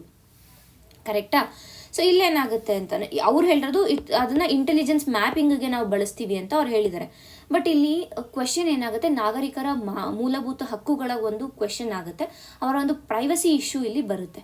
ಯಾಕೆಂತಾನೆ ಇಲ್ಲಿ ಸರ್ವೇಲೆನ್ಸ್ ಸರಿಗಿಲ್ಲದೆ ಇರೋ ಕಾರಣ ಈ ಒಂದು NPR ಡೇಟಾನ ಅವ್ರು ಏನಕ್ಕೆ ಬೇಕಾದ್ರೂ ಬಳಸ್ಬೋದಾಗುತ್ತೆ. ಸೊ ಮತ್ತೊಂದು ಪ್ರಾಬ್ಲಮ್ ಏನು ಅಂತಂದರೆ, ಇವಾಗ ನ್ಯಾಟ್ ಗ್ರಿಡ್ ಏನು ಮಾಡ್ತಾ ಇದೆ ಅಂದರೆ ಕೃತಕ ಬುದ್ಧಿಮತ್ತೆಯನ್ನು, ಮಷಿನ್ ಲರ್ನಿಂಗನ್ನು ಇವುಗಳನ್ನು ಬಳಸ್ತಾ ಇದೆ. ಸೊ AI ಮತ್ತು ಮಷಿನ್ ಲರ್ನಿಂಗು ನಮಗೆ ಗೊತ್ತು ಇದೇನು ಮಾಡುತ್ತೆ, ಬಯಾಸನ್ನು ಸೃಷ್ಟಿಸುತ್ತೆ. ಬಿಕಾಸ್ AI ಸೃಷ್ಟಿ ಮಾಡಿರೋರು ಯಾರು? ಮಾನವರೇ ಇದನ್ನು ಸೃಷ್ಟಿ ಮಾಡಿರೋದು. ಸೊ ಮಾನವರಲ್ಲಿ ಇರುವಂತಹ ಬಯಾಸನ್ನು ಅವರು AI ಕೂಡ ತುಂಬಿರ್ತಾರೆ. ಸೊ ಆ ರೀತಿಯಾಗಿ ಅದು ಕೂಡ ಇಲ್ಲಿ ಪ್ರಾಬ್ಲಮ್ ಆಗ್ಬೋದು. ಫಾರ್ ಎಕ್ಸಾಂಪಲ್ ಈಗ ಏನಾಗ್ಬೋದು ಅಂತಂದರೆ, ಏನೋ ಒಂದು ಇಶ್ಯೂ ಇದೆ. ಸೊ ಆ ಇಶ್ಯೂ ಅಲ್ಲಿ ಅವ್ರು ಏನು ಮಾಡ್ಬೋದು ಅಂತಾರೆ, ಒಂದು ರಿಲಿಜಿಯನ್ ಬೇಸಿಸ್ ಮೇಲೆ ಬಯಾಸನ್ನು ತೋರಿಸ್ಬೋದು, ಇಲ್ಲ ಜೆಂಡರ್ ಬೇಸಿಸ್ ಮೇಲೆ ಬಯಾಸನ್ನು ತೋರಿಸ್ಬೋದು, ಇಲ್ಲ ಏರಿಯಾ ಬೇಸಿಸ್ ಮೇಲೆ ಅಂದರೆ ರೂರಲ್ ಅರ್ಬನ್ ಏರಿಯಾ ಬೇಸಿಸ್ ಮೇಲೆ ಬಯಾಸನ್ನು ತೋರಿಸೋದಿರ್ಬೋದು. ಈ ರೀತಿಯಾಗಿ ಬಯಾಸ್ನೆಸ್ ಹೆಚ್ಚಾಗುವಂಥ ಸಾಧ್ಯತೆಗಳಿದೆ ಒಂದು. ತದನಂತರ ಫಾಲ್ಸ್ ಪಾಸಿಟಿವ್ಸ್ಗಳು ಹೆಚ್ಚಾಗುವಂಥ ಸಾಧ್ಯತೆಗಳು ಕೂಡ ಇಲ್ಲಿ ಹೆಚ್ಚಿನದಾಗಿದೆ. ಏಕೆಂದರೆ ಆಟೋಮೇಷನನ್ನು ಇಲ್ಲಿ ನಾವು ತರ್ತಾ ಇರೋ ಕಾರಣ, ಆಟೋಮೇಷನ್ ಅಂದಾಗ ಏನಾಗುತ್ತೆ ಅಂದರೆ ರೀಚೆಕ್ ಮಾಡದಿರ ಇದ್ದರೆ ಹಲವಾರು ಬರೀ ಫಾಲ್ಸ್ ಪಾಸಿಟಿವ್ಸ್ ಬರುವಂಥ ಸಾಧ್ಯತೆಗಳು ಹೆಚ್ಚಿರುತ್ತೆ. ಸೊ ಹಾಗಾಗಿ ಏನು ಮಾಡಬೇಕು ಅಂತಂದರೆ, ಈಗ ನಾಗರಿಕರ ಒಂದು ಆರ್ಟಿಕಲ್ 21 ಅಡಿಯಲ್ಲಿ ಬರುವಂಥ ರೈಟ್ ಟು ಪ್ರೈವಸಿ ಏನಿದೆ ಇದನ್ನು ಮೇಂಟೈನ್ ಮಾಡಬೇಕು. ರೈಟ್ ಟು ಪ್ರೈವಸಿ ಇರ್ಬೋದು, ರೈಟ್ ಟು ಲೈಫ್ ಏನಿದೆ ಇದನ್ನು ಏನಂತೀವಿ ಮೇಂಟೈನ್ ಮಾಡಬೇಕು. ಸೊ ಮೇಯ್ನಾಗಿ ಇಲ್ಲಿ ಏನು ಭಾರತದಲ್ಲಿ ಸುಪ್ರೀಂ ಕೋರ್ಟ್ ಏನು ಸ್ಪಷ್ಟಪಡಿಸಿದೆ ಅಂದರೆ, ಸರ್ವೇಲೆನ್ಸ್, ಈಗ ಯಾವುದೇ ಒಂದು ಸರ್ವೇಲೆನ್ಸನ್ನು ಮಾಡ್ತಾರೆ ಅಂದರೆ ಅಲ್ಲಿ ಲೀಗಾಲಿಟಿ ಇರಬೇಕು, ನೆಸೆಸಿಟಿ ಇರಬೇಕು, ಪ್ರೊಪೋರ್ಷನಾಲಿಟಿ ಇರಬೇಕು, ಮತ್ತು ಸೇಫ್ ಗಾರ್ಡ್ಸ್ ಇರಬೇಕು. ಲೀಗಾಲಿಟಿ, ನೆಸೆಸಿಟಿ, ಪ್ರಪೋರ್ಷನಾಲಿಟಿ ಮತ್ತು ಸೇಫ್ ಗಾರ್ಡ್ಸ್ ಇರಬೇಕು. ಸೊ ಈ 4 ಇದ್ದರೆ ಮಾತ್ರನೇ ಅಲ್ಲಿ ಏನಂತೀವಿ ಒಂದು ಸರ್ವೇಲೆನ್ಸ್ ಕರೆಕ್ಟಾಗಿ ಇರುತ್ತೆ ಅನ್ನುವಂಥದ್ದು. ಅಂದರೆ ಯಾವುದೇ ರೀತಿಯಾದ ಅಲ್ಲಿ ಏನಂತೀವಿ ನಾಗರಿಕರ ಹಕ್ಕುಗಳಿಗೆ ಇಲ್ಲಿ ಹಾನಿ ಆಗೋದಿಲ್ಲ ಅನ್ನೋದನ್ನ ಸುಪ್ರೀಂ ಕೋರ್ಟ್ ಈಗಾಗಲೇ ಅದನ್ನ ಸ್ಪಷ್ಟಪಡಿಸಿದೆ. ಸೊ ಈಗ ನ್ಯಾಟ್ ಗ್ರಿಡ್ ಏನು ಮಾಡಬೇಕು ಅಂದರೆ ಈ 4 ಕಾನ್ಸೆಪ್ಟ್ಗಳು ಏನಿದೆ, ಇಲ್ಲಿಗಾಲಿಟಿ ಇರ್ಬೋದು, ನೆಸೆಸಿಟಿ ಇರ್ಬೋದು, ಪ್ರೊಪೋರ್ಷನಾಲಿಟಿ ಇರ್ಬೋದು, ಸೇಫ್ ಗಾರ್ಡ್ಸ್ ಇರ್ಬೋದು, ಇವುಗಳನ್ನು ಅಳವಡಿಸ್ಕೋಬೇಕು. ಈಗ ಸದ್ಯಕ್ಕೆ ನ್ಯಾಟ್ ಗ್ರಿಡಲ್ಲಿ 4 ದುರ್ಬಲತೆಗಳಿವೆ, ಬಟ್ ಇವುಗಳನ್ನು ಸ್ಟ್ರೆಂಥನ್ ಮಾಡ್ಕೋಬೇಕು. ಅಂದರೆ ಬೇಸಿಕಲಿ ಏನು ಮಾಡಬೇಕು ಅಂತಂದರೆ, ಯಾವುದೇ ಒಂದು ಸರ್ವೇಲೆನ್ಸನ್ನು ಮಾಡ್ತಾ ಇದ್ದಾರೆ ಅಂತಂದರೆ there has to be double check. So surveillance without accountability it undermines democracy ಅನ್ನುವಂಥದ್ದನ್ನ ನಾವು ಅರ್ಥ ಮಾಡ್ಕೋಬೇಕು. ಸೊ ಹಾಗಾಗಿ ಏನು ಮಾಡಬೇಕು ಅಂತಂದರೆ ಸರ್ವೇಲೆನ್ಸ್ನ ವಿತ್ ಅಕೌಂಟಬಿಲಿಟಿ ಇರಬೇಕು. ಸೊ ಈ ಒಂದು ಕಾನ್ಸೆಪ್ಟ್ಸ್ ಏನಿದೆ ಇದನ್ನು ನ್ಯಾಟ್ ಗ್ರಿಡಲ್ಲಿ ನಾವು ಇನ್ಸ್ಟಾಲ್ ಮಾಡಬೇಕು ಅನ್ನುವಂಥ ಒಂದು ಸಜೆಷನನ್ನು ಇಲ್ಲಿ ಕೊಡ್ತಾ ಇದ್ದಾರೆ ಈ ಒಂದು ಆರ್ಟಿಕಲಲ್ಲಿ. ಸೊ ಒಟ್ಟಾರೆಯಾಗಿ ನೋಡಿದಾಗ ಎಸ್, ಇಂಟರ್ನಲ್ ಸೆಕ್ಯೂರಿಟಿ ಅಥವಾ ನ್ಯಾಷನಲ್ ಸೆಕ್ಯೂರಿಟಿ ಅಂದರೆ ಇಟ್ ಈಸ್ ವೆರಿ ಇಂಪಾರ್ಟೆಂಟ್. ಆದರೆ ಏನು ಮಾಡಬೇಕು ಅಂದರೆ ಭಯದ ಮೇಲೆ ಆಡಳಿತವನ್ನು ಮಾಡಬಾರ್ದು. ಅಂದರೆ ಆ ಒಂದು ಸೆಕ್ಯೂರಿಟಿಯ ಒಂದು ಬೇಸಿಸ್ನ ಇಟ್ಕೊಂಡು ಅಂದರೆ ಯಾರು ಯಾವಾಗ ಬೇಕಾದ್ರೂ ಅಟ್ಯಾಕ್ ಮಾಡ್ತಾರೆ ಅನ್ನುವಂಥ ಒಂದು ಭಯವನ್ನು ಇಟ್ಕೊಂಡು ನಾವು ಅಡ್ಮಿನಿಸ್ಟ್ರೇಷನನ್ನು ಮಾಡೋಕ್ಕೆ ಹೋದರೆ ಅಲ್ಲಿ ನಮ್ಮ ಒಂದು ಡೆಮೋಕ್ರೆಟಿಕ್ ವ್ಯಾಲ್ಯೂಸ್ ಏನಿದೆ, ನಮ್ಮ ಒಂದು ಭಾರತದ ಡೆಮೋಕ್ರಸಿ ಏನಿದೆ ಇದಕ್ಕೆ ಹಾನಿ ಆಗುತ್ತೆ.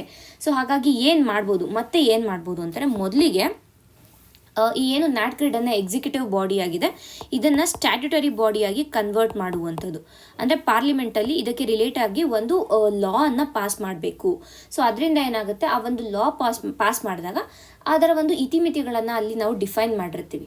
So that will become very useful ಅನ್ನುವಂಥದ್ದು. ಎರಡನೇದಾಗಿ ಏನು ಅಂತಂದರೆ, ಇಂಡಿಪೆಂಡೆಂಟ್ ಡೇಟಾ ಪ್ರೊಟೆಕ್ಷನ್ ಅಥಾರಿಟಿಯನ್ನು ಎಸ್ಟಾಬ್ಲಿಷ್ ಮಾಡಿ. ವಿತ್ ರೆಸ್ಪೆಕ್ಟ್ ಟು ನ್ಯಾಟ್ ಗ್ರಿಡ್ ಒಂದು ಇಂಡಿಪೆಂಡೆಂಟ್ ಡೇಟಾ ಪ್ರೊಟೆಕ್ಷನ್ ಅಥಾರಿಟಿಯನ್ನು ನಾವು ಎಸ್ಟಾಬ್ಲಿಷ್ ಮಾಡಬೇಕು. ತದನಂತರ ಜುಡಿಷಿಯಲ್ ಮತ್ತು ಲೆಜಿಸ್ಲೇಟಿವ್ ಓವರ್ಸೈಟನ್ನು ಇಡಬೇಕು. ತದನಂತರ ಏನು ಅಂದರೆ, ಟ್ರಾನ್ಸ್ಪರೆಂಟ್ ಆಡಿಟ್ ಮೆಕ್ಯಾನಿಸಮನ್ನು ನಾವು ಮೇಂಟೈನ್ ಮಾಡಬೇಕು. ಸೊ ಅವಾಗ ಏನಾಗುತ್ತೆ ಅಂತಂದರೆ, ಏನೇ ಪ್ರಾಬ್ಲಮ್ಸ್ ಇದ್ರೂ ಕೂಡ ಅಲ್ಲಿ ನಮಗೆ ಗೊತ್ತಾಗುತ್ತೆ. ಟೆಕ್ನಾಲಜಿ ಏನು ಮಾಡಬೇಕು ಅಂದರೆ, ಡೆಮಾಕ್ರಸಿ ಏನಿದೆ, ನಮ್ಮ ಒಂದು ಪ್ರಜಾಪ್ರಭುತ್ವವನ್ನು ಇದು ಸಂರಕ್ಷಿಸಬೇಕು. It should not replace it. ಅದನ್ನು ಸಂರಕ್ಷಿಸಬೇಕೇ ಹೊರತು ಅದನ್ನು ರೀಪ್ಲೇಸ್ ಮಾಡಬಾರ್ದು ಅನ್ನುವಂಥದ್ದನ್ನ ಇಲ್ಲಿ ನಾವು ಅರ್ಥ ಮಾಡ್ಕೋತೀವಿ. ಸೊ ಇಷ್ಟು ಈ ಒಂದು ಆರ್ಟಿಕಲಲ್ಲಿ ಸಿಗ್ತಾ ಇರುವಂತಹ ಇನ್ಫಾರ್ಮೇಷನ್ ಆಗಿದೆ. ಮುಂದಿನ ಒಂದು ಆರ್ಟಿಕಲ್ನ ನೋಡೋಣ. Congress flags bid to privatise forest management after ministry circular. So ಇಲ್ಲಿ ಏನು ಮಾತಾಡ್ತಾ ಇದ್ದೀವಿ ನಾವು ಅಂತಂದರೆ, ಭಾರತದ ಒಂದು ಅರಣ್ಯ ಸಂರಕ್ಷಣೆ ಇದೆ, ಫಾರೆಸ್ಟ್ ಕನ್ಸರ್ವೇಷನ್ ಏನಿದೆ, ಇದು ಫಾರೆಸ್ಟ್ ಕನ್ಸರ್ವೇಷನ್ ಆ್ಯಕ್ಟ್ ಮುಖಾಂತರ ಬರುವಂಥದ್ದು. ಫಾರೆಸ್ಟ್ ಕನ್ಸರ್ವೇಷನ್ ಆ್ಯಕ್ಟ್ 1980 ಅಡಿಯಲ್ಲಿ ನಾವು ಫಾರೆಸ್ಟ್ಗಳನ್ನು ಏನಂತೀವಿ, ಅರಣ್ಯ ಸಂರಕ್ಷಣೆಯನ್ನು ತಂದಿರುವಂಥದ್ದು. ಈ ಒಂದು ಆ್ಯಕ್ಟ್ ಅಡಿಯಲ್ಲಿ ಏನು ಅರಣ್ಯ ಭೂಮಿ ಏನಿದೆ ಅಂದರೆ ಫಾರೆಸ್ಟ್ ಏರಿಯಾ ಏನಿದೆ, ಅದನ್ನು ಅರಣ್ಯೇತರ ಉದ್ದೇಶಗಳಿಗೆ ಬಳಸುವುದು. ಅಂದರೆ ಏನು ನಾನ್ ಫಾರೆಸ್ಟ್ ಪರ್ಪಸಸ್ಗೆ ಏನಿರುತ್ತೆ ಅದಕ್ಕೆ ಬಳಸೋದನ್ನು ಈ ಒಂದು ಆ್ಯಕ್ಟ್ ಮುಖಾಂತರ ನಾವು ನಿಯಂತ್ರಿಸಿದ್ದೀವಿ. ಸೊ ಇದಕ್ಕೆ ರಿಲೇಟ್ ಆಗಿರುವಂಥ ಒಂದು ಆರ್ಟಿಕಲನ್ನು ನಾವು ಕಳೆದ ತಿಂಗಳಲ್ಲೂ ಕೂಡ ನೋಡಿದ್ದೀವಿ. ಅಂದರೆ ಗಾಂಧಿ ಸೊಸೈಟಿ ಅನ್ನುವಂಥದ್ದು ಏನು ಕರ್ನಾಟಕ ಹೈಕೋರ್ಟ್ ಮೊರೆ ಹೋಗಿತ್ತು. ಅಂದರೆ ವಿತ್ ರೆಸ್ಪೆಕ್ಟ್ ಟು ಏನಂತೀವಿ, ಫಾರೆಸ್ಟ್ ಏರಿಯಾನ ನಾನ್ ಫಾರೆಸ್ಟ್ ಅಂದರೆ ಅಗ್ರಿಕಲ್ಚರಲ್ ಪರ್ಪಸಸ್ಗೆ ನೀವು ನಮಗೆ ಬಿಟ್ಕೊಡಿ ಅನ್ನುವಂಥ ಒಂದು ಏನಂತೀವಿ ಮನವಿಯನ್ನು ಮಾಡಿತ್ತು ಹೈಕೋರ್ಟ್ಗೆ. ಆ್ಯಂಡ್ ಹೈಕೋರ್ಟ್ ಅದನ್ನು ನಿರಾಕರಿಸಿತ್ತು ಕೂಡ ಹೌದು. ಸೊ ಅಲ್ಲೂ ಕೂಡ ನಾವು ನೋಡಿದ್ವಿ. ಅಂದರೆ ಫಾರೆಸ್ಟ್ ಕನ್ಸರ್ವೇಷನ್ ಆ್ಯಕ್ಟ್ ಏನಿದೆ, ಇದು ಫಾರೆಸ್ಟ್ ಏರಿಯಾಗಳನ್ನು ನಾನ್ ಫಾರೆಸ್ಟ್ ಪರ್ಪಸ್ಗೆ ಬಳಸಬಾರ್ದು ಅಂತ ಕ್ಲೀನಾಗಿ ಹೇಳಿದೆ. ಐ ಥಿಂಕ್ ಇದು ಸೆಕ್ಷನ್ 2 ಅಂಡರಲ್ಲಿ ಹೇಳಿರುವಂಥದ್ದು ಫಾರೆಸ್ಟ್ ಕನ್ಸರ್ವೇಷನ್ ಆ್ಯಕ್ಟ್. ನಾವು ಆ ಒಂದು ಆರ್ಟಿಕಲಲ್ಲಿ ಅದನ್ನ ಡಿಸ್ಕಸ್ ಕೂಡ ಮಾಡಿದ್ವಿ. ಸೊ ಅದೇ ನಿಟ್ಟಿನಲ್ಲಿ ಅಂದರೆ ಅದನ್ನೇ ನಾವು ಇಲ್ಲಿ ಕೂಡ ಅಪ್ಲೈ ಮಾಡ್ಕೋಬೇಕು. ಅಂದರೆ ಫಾರೆಸ್ಟ್ ಕನ್ಸರ್ವೇಷನ್ ಆ್ಯಕ್ಟ್ ಏನು ಹೇಳುತ್ತೆ, ಫಾರೆಸ್ಟ್ ಏರಿಯಾಸನ್ನು ನಾನ್ ಫಾರೆಸ್ಟ್ ಪರ್ಪಸಸ್ಗೆ ಬಳಸಬಾರ್ದು. ಆ್ಯಂಡ್ ಬಳಸ್ತಾ ಇದ್ದಾರೆ ಅಂತಾರೆ ಸೆಂಟ್ರಲ್ ಗೌರ್ಮೆಂಟ್ನ ಪರ್ಮಿಷನ್ ಇರಬೇಕು ಅಂತ ಹೇಳುತ್ತೆ. ಸೊ ಇದಿಷ್ಟು ಫಸ್ಟ್ ಪಾರ್ಟ್. ನೆಕ್ಸ್ಟ್, ಈ ಒಂದು ಫಾರೆಸ್ಟ್ ಕನ್ಸರ್ವೇಷನ್ ಆ್ಯಕ್ಟ್ ಏನಿತ್ತು, ಇದನ್ನು 2023ರಲ್ಲಿ ಅಮೆಂಡ್ ಮಾಡಿ, ತಿದ್ದುಪಡಿ ಮಾಡಿ ಇದರ ಹೆಸರನ್ನು ಚೇಂಜ್ ಮಾಡಿದ್ದಾರೆ. ಏನು ಅಂತಂದರೆ, ವನ್ ಸಂರಕ್ಷಾ ಏವಂ ಸಂವರ್ಧನ್ ಅಧಿನಿಯಮ್ 1980 ಅಂತ. ಅಂದರೆ ಇದು ಫಾರೆಸ್ಟ್ ಕನ್ಸರ್ವೇಷನ್ ಆ್ಯಕ್ಟ್ ಏನಿತ್ತು ಅದರ ಒಂದು ಹೆಸರನ್ನು ಚೇಂಜ್ ಮಾಡಿದ್ದಾರೆ, ಮರುನಾಮಕರಣ ಮಾಡಿರುವಂಥದ್ದು. ಇದರ ಮುಖ್ಯ ಉದ್ದೇಶ ಏನು ಅಂದರೆ, ಡೆವಲಪ್ಮೆಂಟ್ ಮತ್ತು ಎನ್ವಿರಾನ್ಮೆಂಟ್ ಕನ್ಸರ್ವೇಷನನ್ನು ಬ್ಯಾಲೆನ್ಸ್ ಮಾಡುವಂಥದ್ದು. ಅಂದರೆ ಅಭಿವೃದ್ಧಿ ಮತ್ತು ಸಂರಕ್ಷಣೆಯನ್ನು ಸಮತೋಲನವಾಗಿ ನೋಡುವಂಥದ್ದು ಮೊದಲನೇದಾಗಿ. ಬಟ್ ಈ ಒಂದು ಇಶ್ಯೂ ಯಾಕೆ ಅರೈಸ್ ಆಗಿದೆ ಅಂತ ನಾವು ನೋಡಿದ್ರೆ, ಜಾನ್ 2ನೇ ತಾರೀಕು 2026ರಲ್ಲಿ ಮಿನಿಸ್ಟ್ರಿ ಆಫ್ ಎನ್ವಿರಾನ್ಮೆಂಟ್ ಏನಿದೆ, ಇದು ಒಂದು ಸರ್ಕ್ಯುಲಾರನ್ನು ಹೊರಡಿಸಿದೆ. ಏನು ಆ ಸರ್ಕ್ಯುಲಾರ್ ಅಂತಂದರೆ, ಇನ್ಮೇಲೆ ಫಾರೆಸ್ಟ್ ಏರಿಯಾ ಏನಿದೆ ಅಂದರೆ ಅರಣ್ಯ ಭೂಮಿ ಏನಿದೆ, ಇದನ್ನು ಪ್ಲಾಂಟೇಷನ್ಗೆ ಕೊಡ್ಬೋದು. ಅಂದರೆ ಖಾಸಗಿ ಸಂಸ್ಥೆಗಳ ಪ್ಲಾಂಟೇಷನ್ಗೆ ಲೀಸ್ ಮಾಡೋದಕ್ಕೆ ಈ ಒಂದು ಸರ್ಕ್ಯುಲಾರ್ ಅವಕಾಶ ನೀಡಿತು. ಜಾನ್ವರಿ 2ನೇ ತಾರೀಕು ನೀಡಿರುವಂಥ ಸರ್ಕ್ಯುಲಾರಲ್ಲಿ ಅರಣ್ಯ ಪ್ರದೇಶವನ್ನು ಪ್ಲಾಂಟೇಷನ್ಗೆ ಲೀಸ್ ಮಾಡ್ಬೋದು ಅಂತ ಹೇಳಿರುವಂಥದ್ದು. ಸೊ ಇದನ್ನು ಅಪೋಸಿಷನ್ ಅವ್ರು ಏನು ಹೇಳಿದ್ದಾರೆ ಅಂದರೆ, ಫಾರೆಸ್ಟ್ ಮ್ಯಾನೇಜ್ಮೆಂಟನ್ನು ಪ್ರೈವೇಟೈಸ್ ಮಾಡ್ತಾ ಇರುವಂಥದ್ದಾಗಿದೆ ಅನ್ನುವಂಥದ್ದು.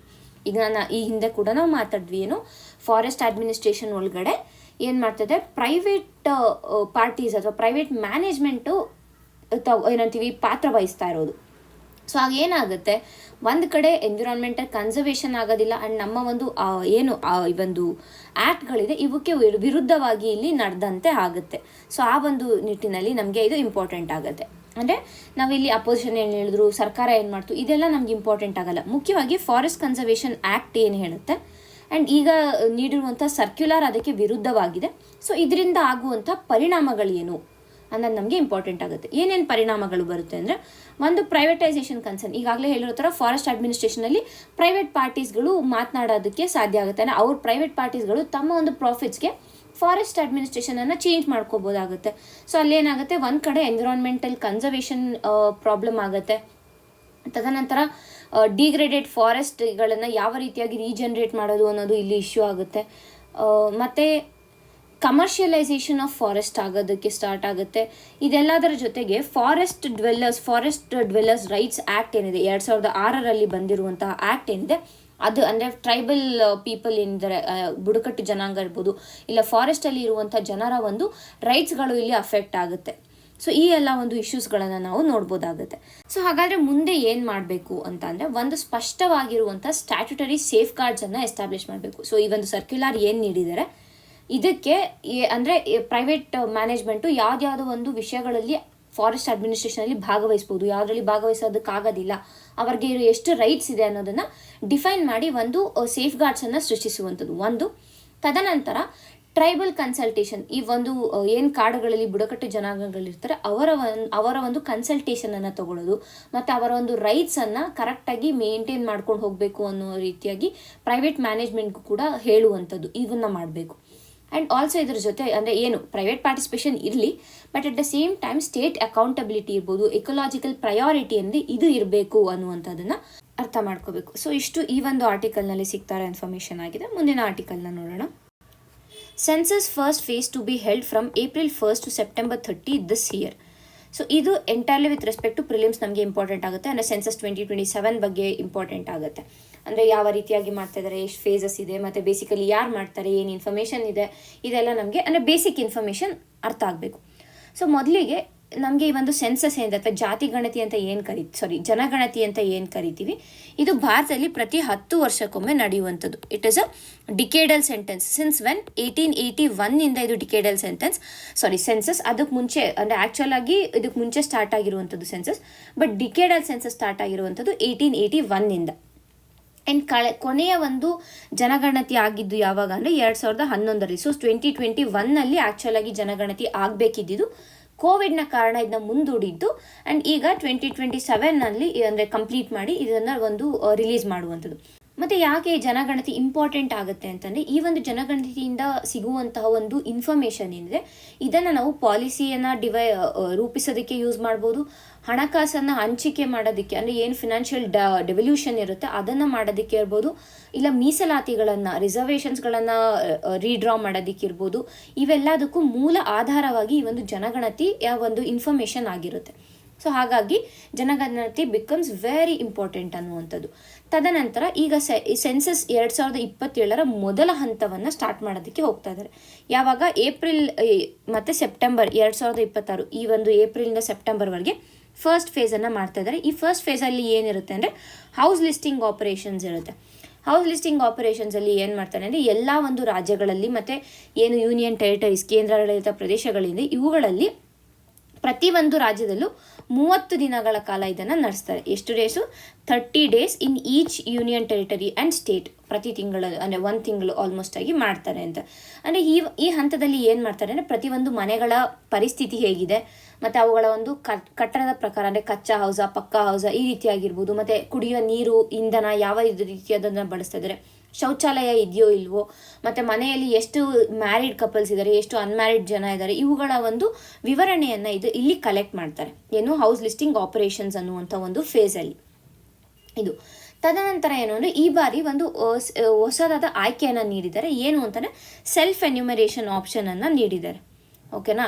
ಈ ಸೆಲ್ಫ್ ಎನ್ಯುಮರೇಷನ್ ಆಪ್ಷನಲ್ಲಿ ಏನಾಗುತ್ತೆ ಅಂತಂದರೆ ಇಲ್ಲಿ ನಾವೇ ಅಂದರೆ ಸಿಟಿಸನ್ಸ್ ಏನಿದ್ದಾರೆ ನಾವೇ ಆನ್ಲೈನಲ್ಲಿ ಹೋಗಿ ನಮ್ಮ ಒಂದು ಡೇಟಾನ ವಿತ್ ರೆಸ್ಪೆಕ್ಟ್ ಟು ಸೆನ್ಸಸ್ ಡೇಟಾನ ಅಪ್ಲೋಡ್ ಮಾಡುವಂಥದ್ದು. ಇದು ಆಲ್ಮೋಸ್ಟ್ 15 ದಿನಕ್ಕೂ ಮುಂಚೆ ಅಂದರೆ ಏನು ಹೌಸ್ ಲಿಸ್ಟಿಂಗ್ ಸ್ಟಾರ್ಟ್ ಆಗುತ್ತೆ ಇದಕ್ಕೂ 15 ದಿನಕ್ಕೂ ಮುಂಚೆ ಈ ಒಂದು ಆಪ್ಷನನ್ನು ರಿಲೀಸ್ ಮಾಡ್ತಾರೆ. ಏನು ಸೆಲ್ಫ್ ಎನ್ಯುಮರೇಷನ್ ಆಪ್ಷನ್. ನಾವು ಬೇಕಾದ್ರೆ ಅಲ್ಲಿ ನಾವು ಅದನ್ನ ಕಂಪ್ಲೀಟ್ ಮಾಡ್ಕೋಬೋದು. ಇದು ಫಸ್ಟ್ ಟೈಮ್ ಭಾರತದಲ್ಲಿ ಇಂಟ್ರೊಡ್ಯೂಸ್ ಮಾಡಿರುವಂಥದ್ದು. ಸೊ ಹಾಗಾಗಿ ಇದು ಇಂಪಾರ್ಟೆಂಟ್ ಆಗುತ್ತೆ. ಸೊ ಇಲ್ಲಿ ನಮ್ಗೆ ಇನ್ನೊಂದು ಏನು ಗೊತ್ತಾಗುತ್ತೆ ಅಂದರೆ ಡಿಜಿಟಲ್ ಸೆನ್ಸಸ್ಸನ್ನು ನಾವು ಅಂದರೆ ಸ್ಟಾರ್ಟ್ ಮಾಡೋದಕ್ಕೆ ಮುಂದಾಗ್ತಾ ಇದ್ದೀವಿ ಅನ್ನೋದನ್ನ ಅರ್ಥ ಮಾಡ್ಕೋಬೇಕು. ಇದು ಫಸ್ಟ್ ಫೇಸ್.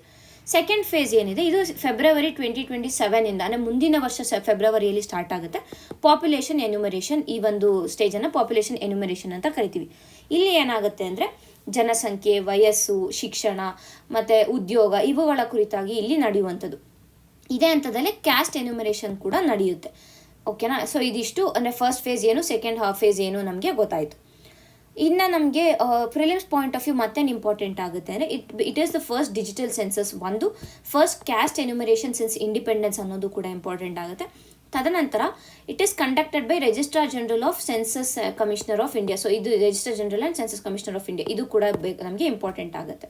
ಸೊ ಇಷ್ಟು ನಮಗೆ ಬೇಸಿಕಲಿ ಬೇಕಾಗಿರುವಂಥ ಇಂಪಾರ್ಟೆಂಟ್ ಪಾಯಿಂಟ್ಸ್ ಅಂತ ಹೇಳ್ಬೋದು ಎಕ್ಸಾಮ್ ಪಾಯಿಂಟ್ ಆಫ್ ವ್ಯೂ. ಎಷ್ಟು ಫೇಸಸ್ ಇರುತ್ತೆ, ಏನೇನು ಹೊಸದಾದ ಫೀಚರ್ಸನ್ನು ಇದು ಮಾಡಿದ್ದಾರೆ, ಮತ್ತು ಯಾರು ಈ ಒಂದು ಸೆನ್ಸಸನ್ನು ಕಂಡಕ್ಟ್ ಮಾಡ್ತಾರೆ ಅನ್ನುವಂಥದ್ದು. ಈಗ ಮುಂದಿನ ಒಂದು ಆರ್ಟಿಕಲ್ನ ನೋಡೋಣ. Let players play, let diplomats do the work of diplomacy. So ಈ ಒಂದು ಆರ್ಟಿಕಲ್ ಏನಿದೆ, ಸ್ಪೋರ್ಟ್ಸ್ ಏನಿದೆ, ಸ್ಪೋರ್ಟ್ಸ್ನ ನಾವು ಕೇವಲ ಒಂದು ಆಟ, ಸ್ಪೋರ್ಟ್ಸ್ ಅಂತ ನೋಡ್ದಲ್ಲ, but it is also soft power for India. ಯಾಕೆ ಅಂತಂದರೆ ಇದರಿಂದ ಏನಾಗುತ್ತೆ ಅಂದರೆ ಜನಸಂಪರ್ಕ ಇರ್ಬೋದು, ಇಲ್ಲ ಅಂತಾರಾಷ್ಟ್ರೀಯ ಒಂದು ಮಟ್ಟದಲ್ಲಿ, ಜಾಗತಿಕ ಮಟ್ಟದಲ್ಲಿ ನೋಡಿದಾಗ ಭಾರತದ ಒಂದು ಇಮೇಜ್ ಏನಿದೆ ಅಥವಾ ಭಾರತದ ಒಂದು ಪೊಸಿಷನ್ನ ಒಂದು ಭಾಗವಾಗಿ ನಾವು ಕ್ರೀಡೆಯನ್ನು ನೋಡಬೇಕಾಗುತ್ತೆ. ಓಕೆನಾ. ಸೊ ಇಲ್ಲಿ ಇಶ್ಯೂ ಏನು ಅಂದರೆ, ಇತ್ತೀಚೆಗೆ ನಾವು IPL ಅನ್ನು ನೋಡಿದ್ರೆ, IPL ಆಕ್ಷನ್ ನಡೀತು, ಎಲ್ಲಿ ಡಿಸೆಂಬರಲ್ಲಿ IPL ಆಕ್ಷನ್ ನಡೀತು. ಸೊ ಇದರಲ್ಲಿ ಏನಾಯಿತು ಅಂತಂದರೆ, ಕೋಲ್ಕತ್ತಾ ನೈಟ್ ರೈಡರ್ಸ್ ಏನಿದ್ದಾರೆ, KKR ಅವ್ರು ಏನಿದ್ದಾರೆ, ಇವರು ಬಾಂಗ್ಲಾದೇಶನ ಒಂದು ಪ್ಲೇಯರನ್ನು ತೊಗೊಂಡಿದ್ರು, ಅಂದರೆ ಆಕ್ಷನ್ನಲ್ಲಿ ಅವರು ಪರ್ಚೇಸ್ ಮಾಡಿದರು. ಬಟ್ ಪ್ರಾಬ್ಲಮ್ ಏನಾಯಿತು ಅಂತಂದರೆ, ಬಾಂಗ್ಲಾದೇಶದಲ್ಲಿ ಆಗ್ತಾ ಇರುವಂತಹ ಇಶ್ಯೂವನ್ನು ಏನಂತೀವಿ ಮೈಂಡಲ್ಲಿ ಇಟ್ಕೊಂಡು KKR ಈ ಒಂದು ಬಾಂಗ್ಲಾದೇಶನ ಆಟಗಾರ ಏನಿದ್ದಾರೆ ಅವರನ್ನು ಏನದು ಮತ್ತೆ ವಾಪಸ್ ತಗೋಬೇಕು, ಅಂದರೆ ವಾಪಸ್ ಕೊಟ್ಬಿಡ್ಬೇಕು, ಅವ್ರನ್ನ ಅಲ್ಲಿ ಇದು ಮಾಡಬಾರ್ದು ಅಂತ ಹೇಳಿದ್ರು, ಅಂದರೆ ಭಾಗವಹಿಸೋದಕ್ಕೆ ಅವಕಾಶ ಕೊಡಬಾರ್ದು ಅಂತ ಸಾರ್ವಜನಿಕ ಆಕ್ರೋಶ ಇರ್ಬೋದು, ಇಲ್ಲ ಪೊಲಿಟಿಕಲ್ ಪ್ರೆಷರ್ ಇರ್ಬೋದು, ಇದೆಲ್ಲ ಇತ್ತು. ಸೊ ಆ ಒಂದು ಇಶ್ಯೂನ ಇಲ್ಲಿ ಮೈಂಡಲ್ಲಿ ಇಟ್ಕೊಂಡು ಇಲ್ಲಿ ಆಥರ್ ಏನು ಹೇಳ್ತಾ ಇದ್ದಾರೆ ಅಂತಂದರೆ, ಇರೋದು ಪೊಲಿಟಿಕಲ್ ಇಶ್ಯೂ, ರಾಜತಾಂತ್ರಿಕವಾಗಿರುವಂತಹ ಇಶ್ಯೂ ಏನಿದೆ, ಅಂದರೆ ರಾಜಕೀಯ ಇಶ್ಯೂವನ್ನು ನಾವು ತಗೊಂಡು ಸ್ಪೋರ್ಟ್ಸ್ ಪರ್ಸನ್ನ ಶಿಕ್ಷಿಸೋದು ಎಷ್ಟು ಮಟ್ಟಿಗೆ ಸರಿ ಅನ್ನುವಂಥದ್ದನ್ನು ಇಲ್ಲಿ ಕ್ವೆಶನ್ ಮಾಡಿದ್ದಾರೆ. ಓಕೆನಾ. ಸೊ ಇಲ್ಲಿ ಆಥರ್ ಪ್ರಕಾರ ಏನು ಅಂದರೆ, ಇಲ್ಲಿ ಏನು ಹೇಳಿದ್ದಾರೆ, ಲೇಖಕರು ಏನು ಹೇಳಿದ್ದಾರೆ ಅಂತಂದರೆ, ಕ್ರೀಡೆಯನ್ನು ರಾಜಕೀಯ ಪ್ರತೀಕಾರದ ಒಂದು ಸಾಧನವಾಗಿಸಬಾರ್ದು, ಅಂದರೆ ಸ್ಪೋರ್ಟ್ಸ್ ಥರ ನೋಡಬೇಕು, ನಮ್ಮ ಒಂದು ಪೊಲಿಟಿಕಲ್ ಅಜೆಂಡಾ ಏನಿದೆ ಅದನ್ನು ನಾವು ಫುಲ್ಫಿಲ್ ಮಾಡ್ಕೊಳ್ಳೋದಕ್ಕೆ ಇದನ್ನ ಬಳಸಬಾರ್ದು ಅಂತ ಹೇಳಿದ್ದಾರೆ. ಓಕೆನಾ. ತದನಂತರ ಏನು ಅಂದರೆ, ಆಟಗಾರರ ಆಯ್ಕೆ ಏನಿದೆ ಅವರ ಒಂದು ಪ್ರತಿಭೆಯ ಮೇಲೆ ಡಿಪೆಂಡ್ ಆಗಿರಬೇಕು, ನಾಟ್ ಬಿಕಾಸ್ ಅವರ ದೇಶ ಅಥವಾ ಅವರ ಒಂದು ಜಾತಿ ಮತ ಇವುಗಳ ಮೇಲೆ ಡಿಪೆಂಡ್ ಆಗಿರ್ಬೋದು, ಬದಲಿಗೆ ಕೇಂದ್ರವಾಗಿ ಅವರ ಒಂದು ಮೆರಿಟ್ ಅಥವಾ ಅವರ ಒಂದು ಏನಂತೀವಿ ಸ್ಪರ್ಧಾ ಕೌಶಲ್ಯ ಏನಿರುತ್ತೆ ಅದರ ಮೇಲೆ ಡಿಪೆಂಡ್ ಆಗಿರಬೇಕು ಅಂತ ಇಲ್ಲಿ ಹೇಳ್ತಾ ಇದ್ದಾರೆ. ಸೊ ಈ ರೀತಿಯಾಗಿ ಮಾಡಿದಾಗ ಏನಾಗುತ್ತೆ ಅಂದರೆ, ಈಗ ಏನು KKR ಮೇಲೆ ಏನು ಪ್ರೆಷರನ್ನು ಹಾಕಿದ್ರು, ಬಾಂಗ್ಲಾದೇಶನ ಒಂದು ಪ್ಲೇಯರನ್ನು ನೀವು ರಿಟರ್ನ್ ಮಾಡಿ ಅಥವಾ ತಗೋಬೇಡಿ, ಆಡಿಸ್ಬೇಡಿ ಅಂತ ಹೇಳಿ ಪ್ರೆಷರ್ ಹಾಕಿದ್ರು. ಸೊ ಇದರಿಂದ ಏನಾಗುತ್ತೆ ಅಂದರೆ, ಅಥ್ಲೀಟ್ಸ್ಗಳಿಗೆ ಸ್ಪೋರ್ಟ್ಸ್ ಪರ್ಸನ್ ಇರ್ತಾರೆ ಅವರಿಗೆ ಎಂಟೈರ್ ಆಗಿ ಅವ್ರಿಗೆ ಪನಿಷ್ಮೆಂಟ್ ಕೊಟ್ಟಾಗುತ್ತೆ. Because of some political agenda ನಾವು ಇಂಡಿವಿಜುವಲನ್ನು ಯಾಕೆ ಇಲ್ಲಿ ಪನಿಷ್ ಮಾಡಬೇಕು ಅನ್ನುವಂಥ ಒಂದು ಕ್ವೆಶನ್ ನಾವು ಯೋಚನೆ ಮಾಡಬೇಕು. Ethically speaking we have to see every individual as an individual, not because ಅವರು ಒಂದು ಯಾವುದೋ ಒಂದು ದೇಶಕ್ಕೆ ಸೇರಿದ್ದಾರೆ, ಇಲ್ಲ ಯಾವುದೋ ಒಂದು ಮತಕ್ಕೆ ಇಲ್ಲ ಜಾತಿಗೆ ಸೇರಿದ್ದಾರೆ, ಅಥವಾ ಆ ಒಂದು ಪೊಲಿಟಿಕಲ್ ಅಜೆಂಡಾನ ಇಟ್ಕೊಂಡು ಈ ಅಥ್ಲೀಟ್ಸನ್ನು ನಾವು ಪನಿಷ್ ಮಾಡಬಾರ್ದು ಅನ್ನೋವಂಥದ್ದು ಮೊದಲನೇದಾಗಿ. ಮತ್ತು ಈ ರೀತಿಯಾಗಿ ಮಾಡಿದಾಗ ಏನಾಗುತ್ತೆ ಅಂತಂದರೆ ಮೆರಿಟೋಕ್ರಸಿ ಹೋಗ್ಬಿಡುತ್ತೆ. ಅಂದರೆ ಏನು ಯೂಶಲ್ ಆಗಿ ನಾವು ಸ್ಪೋರ್ಟ್ಸಲ್ಲಿ ನೋಡಿದಾಗ ಮೆರಿಟ್ ಬೇಸಿಸ್ ಮೇಲೆ, ಅಂದರೆ ಅವರ ಒಂದು ಏನಂತೀವಿ ಸ್ಪರ್ಧಾ ಕೌಶಲ್ಯದ ಮೇಲೆ, ಅವರ ಒಂದು ಏನಂತೀವಿ ಎಫರ್ಟ್ಸ್ ಮೇಲೆ, ಅವರ ಒಂದು ಅಚೀವ್ಮೆಂಟ್ಸ್ ಮೇಲೆ ನಾವು ಡಿಪೆಂಡ್ ಆಗಿರಬೇಕು. ಬಟ್ ಇಲ್ಲಿ ಏನು ಪ್ರಾಬ್ಲಮ್ ಆಯಿತು ಅಂದರೆ, ಆ ಒಂದು ಪ್ಲೇಯರ್ ಒಳ್ಳೆಯವರಾಗಿ, ಅಂದರೆ ಅವರ ಒಂದು ಆಟ ಚೆನ್ನಾಗಿದ್ರೂ ಕೂಡ ಇಲ್ಲಿ ಅವ್ರನ್ನ ತಗೋಬೇಡಿ ಅಂತ ಹೇಳ್ತಾ ಇರೋದು ಕೇವಲ ಒಂದು ಪೊಲಿಟಿಕಲ್ ರೀಸನ್ಗಾಗಿ ಅದನ್ನ ಹೇಳ್ತಾರೆ. ಸೊ ಇಲ್ಲಿ ಏನಾಗುತ್ತೆ, ಮೆರಿಟೋಕ್ರಸಿ ಎರೋಡ್ ಆಗುತ್ತೆ ಅನ್ನುವಂಥದ್ದು. ಸೊ ಇದರಿಂದ ಏನು ಗೊತ್ತಾಗ್ತಾ ಇದೆ ನಮಗೆ ಅಂತಂದರೆ, ಕ್ರೀಡೆಯನ್ನು ಪೊಲಿಟಿಸೈಸ್ ಮಾಡ್ತಾ ಇದ್ದಾರೆ, ಪೊಲಿಟಿಸೈಸೇಷನ್ ಆಫ್ ಸ್ಪೋರ್ಟ್ಸ್ ಆಗ್ತಾ ಇದೆ ಅನ್ನೋದನ್ನು ನಾವು ಇಲ್ಲಿ ಅರ್ಥ ಮಾಡ್ಕೋಬೇಕು. ನ್ಯಾಷನಲಿಸಮ್ ಈಸ್ ಗುಡ್, ಬಟ್ ಹಂಗಂತ ಹೈಪರ್ ನ್ಯಾಷನಲಿಸಮ್ಗೆ ಹೋಗಿ ಈ ರೀತಿಯಾಗಿ ನಾವು ಮಾಡಿದಾಗ ಏನಾಗುತ್ತೆ, ಭಾರತದ ಒಂದು ಓವರ್ ಆಲ್ ಇಮೇಜ್ ಏನಿದೆ with respect to like international ಲೆವೆಲಲ್ಲಿ ಭಾರತದ ಒಂದು ಇಮೇಜ್ ಏನಿದೆ ಆ ಇಮೇಜ್ಗೆ ಇಲ್ಲಿ ಧಕ್ಕೆ ಬರುತ್ತೆ ಅನ್ನೋದನ್ನು ನಾವು ಅರ್ಥ ಮಾಡ್ಕೋಬೇಕಾಗತ್ತೆ. ಅದರ ಜೊತೆಗೆ ಭಾರತದ ಒಂದು ಸಾಫ್ಟ್ ಪವರ್ ಏನಿದೆ ಅದು ಕೂಡ ಇಲ್ಲಿ ಪ್ರಾಬ್ಲಮ್ಗೆ ಬರುತ್ತೆ. ಅಂದರೆ ಭಾರತ ಏನು ಮಾಡ್ತಾ ಇದೆ ಅಂದರೆ, ಯೂಶುವಲ್ ಆಗಿ ತನ್ನ ಒಂದು ಸಾಫ್ಟ್ ಪವರನ್ನು ಬಳಸಿ ಇತರ ಒಂದು ದೇಶಗಳ ಜೊತೆ ತನ್ನ ಒಂದು ಸಂಬಂಧವನ್ನು ಗಟ್ಟಿ ಮಾಡ್ಕೋತಾ ಇರೋದು. ಬಟ್ ಈ ರೀತಿಯಾಗಿ ಆದಾಗ ಏನಾಗುತ್ತೆ, ಆ ಸಾಫ್ಟ್ ಪವರ್ ಇಲ್ಲಿ ಎರೋಡ್ ಆಗುತ್ತೆ ಅನ್ನೋದನ್ನು ಅರ್ಥ ಮಾಡ್ಕೋಬೇಕು. ಸೊ ನಂತರ ಈಗ ಇಂಡಿಯಾ ಬಾಂಗ್ಲಾದೇಶ್ ಇಂಟರ್ನ್ಯಾಷನಲ್ ರಿಲೇಷನ್ಸ್ ಆ್ಯಂಗಲಲ್ಲಿ ನಾವು ನೋಡಿದಾಗೂ ಕೂಡ ಭಾರತ ಮತ್ತು ಬಾಂಗ್ಲಾದೇಶ್ ಏನಿದೆ ನೈಬರಿಂಗ್ ನೇಷನ್ಸ್ ಆಗಿರುವಂಥ ಕಾರಣ ಬಾಂಗ್ಲಾದೇಶದಲ್ಲಿ ಏನಂತೀವಿ, Bangladesh is India's one of the largest trading partner in south Asia like ನಾವು ಕಂಪೇರ್ ಮಾಡಿದಾಗ. ಸೊ ಅಲ್ಲಿ ಟ್ರೇಡ್ ಇರ್ಬೋದು, ಎಲೆಕ್ಟ್ರಿಸಿಟಿ, ಭಾರತ ಬಾಂಗ್ಲಾದೇಶಕ್ಕೆ ಎಲೆಕ್ಟ್ರಿಸಿಟಿಯನ್ನು ಕೂಡ ಕೊಡುತ್ತೆ.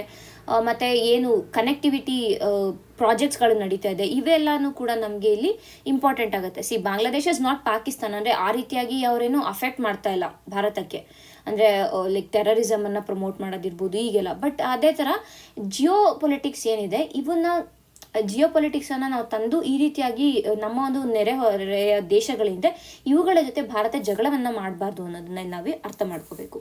ಸೊ ಇದಿಷ್ಟು with respect to international perspective ಆಯಿತು.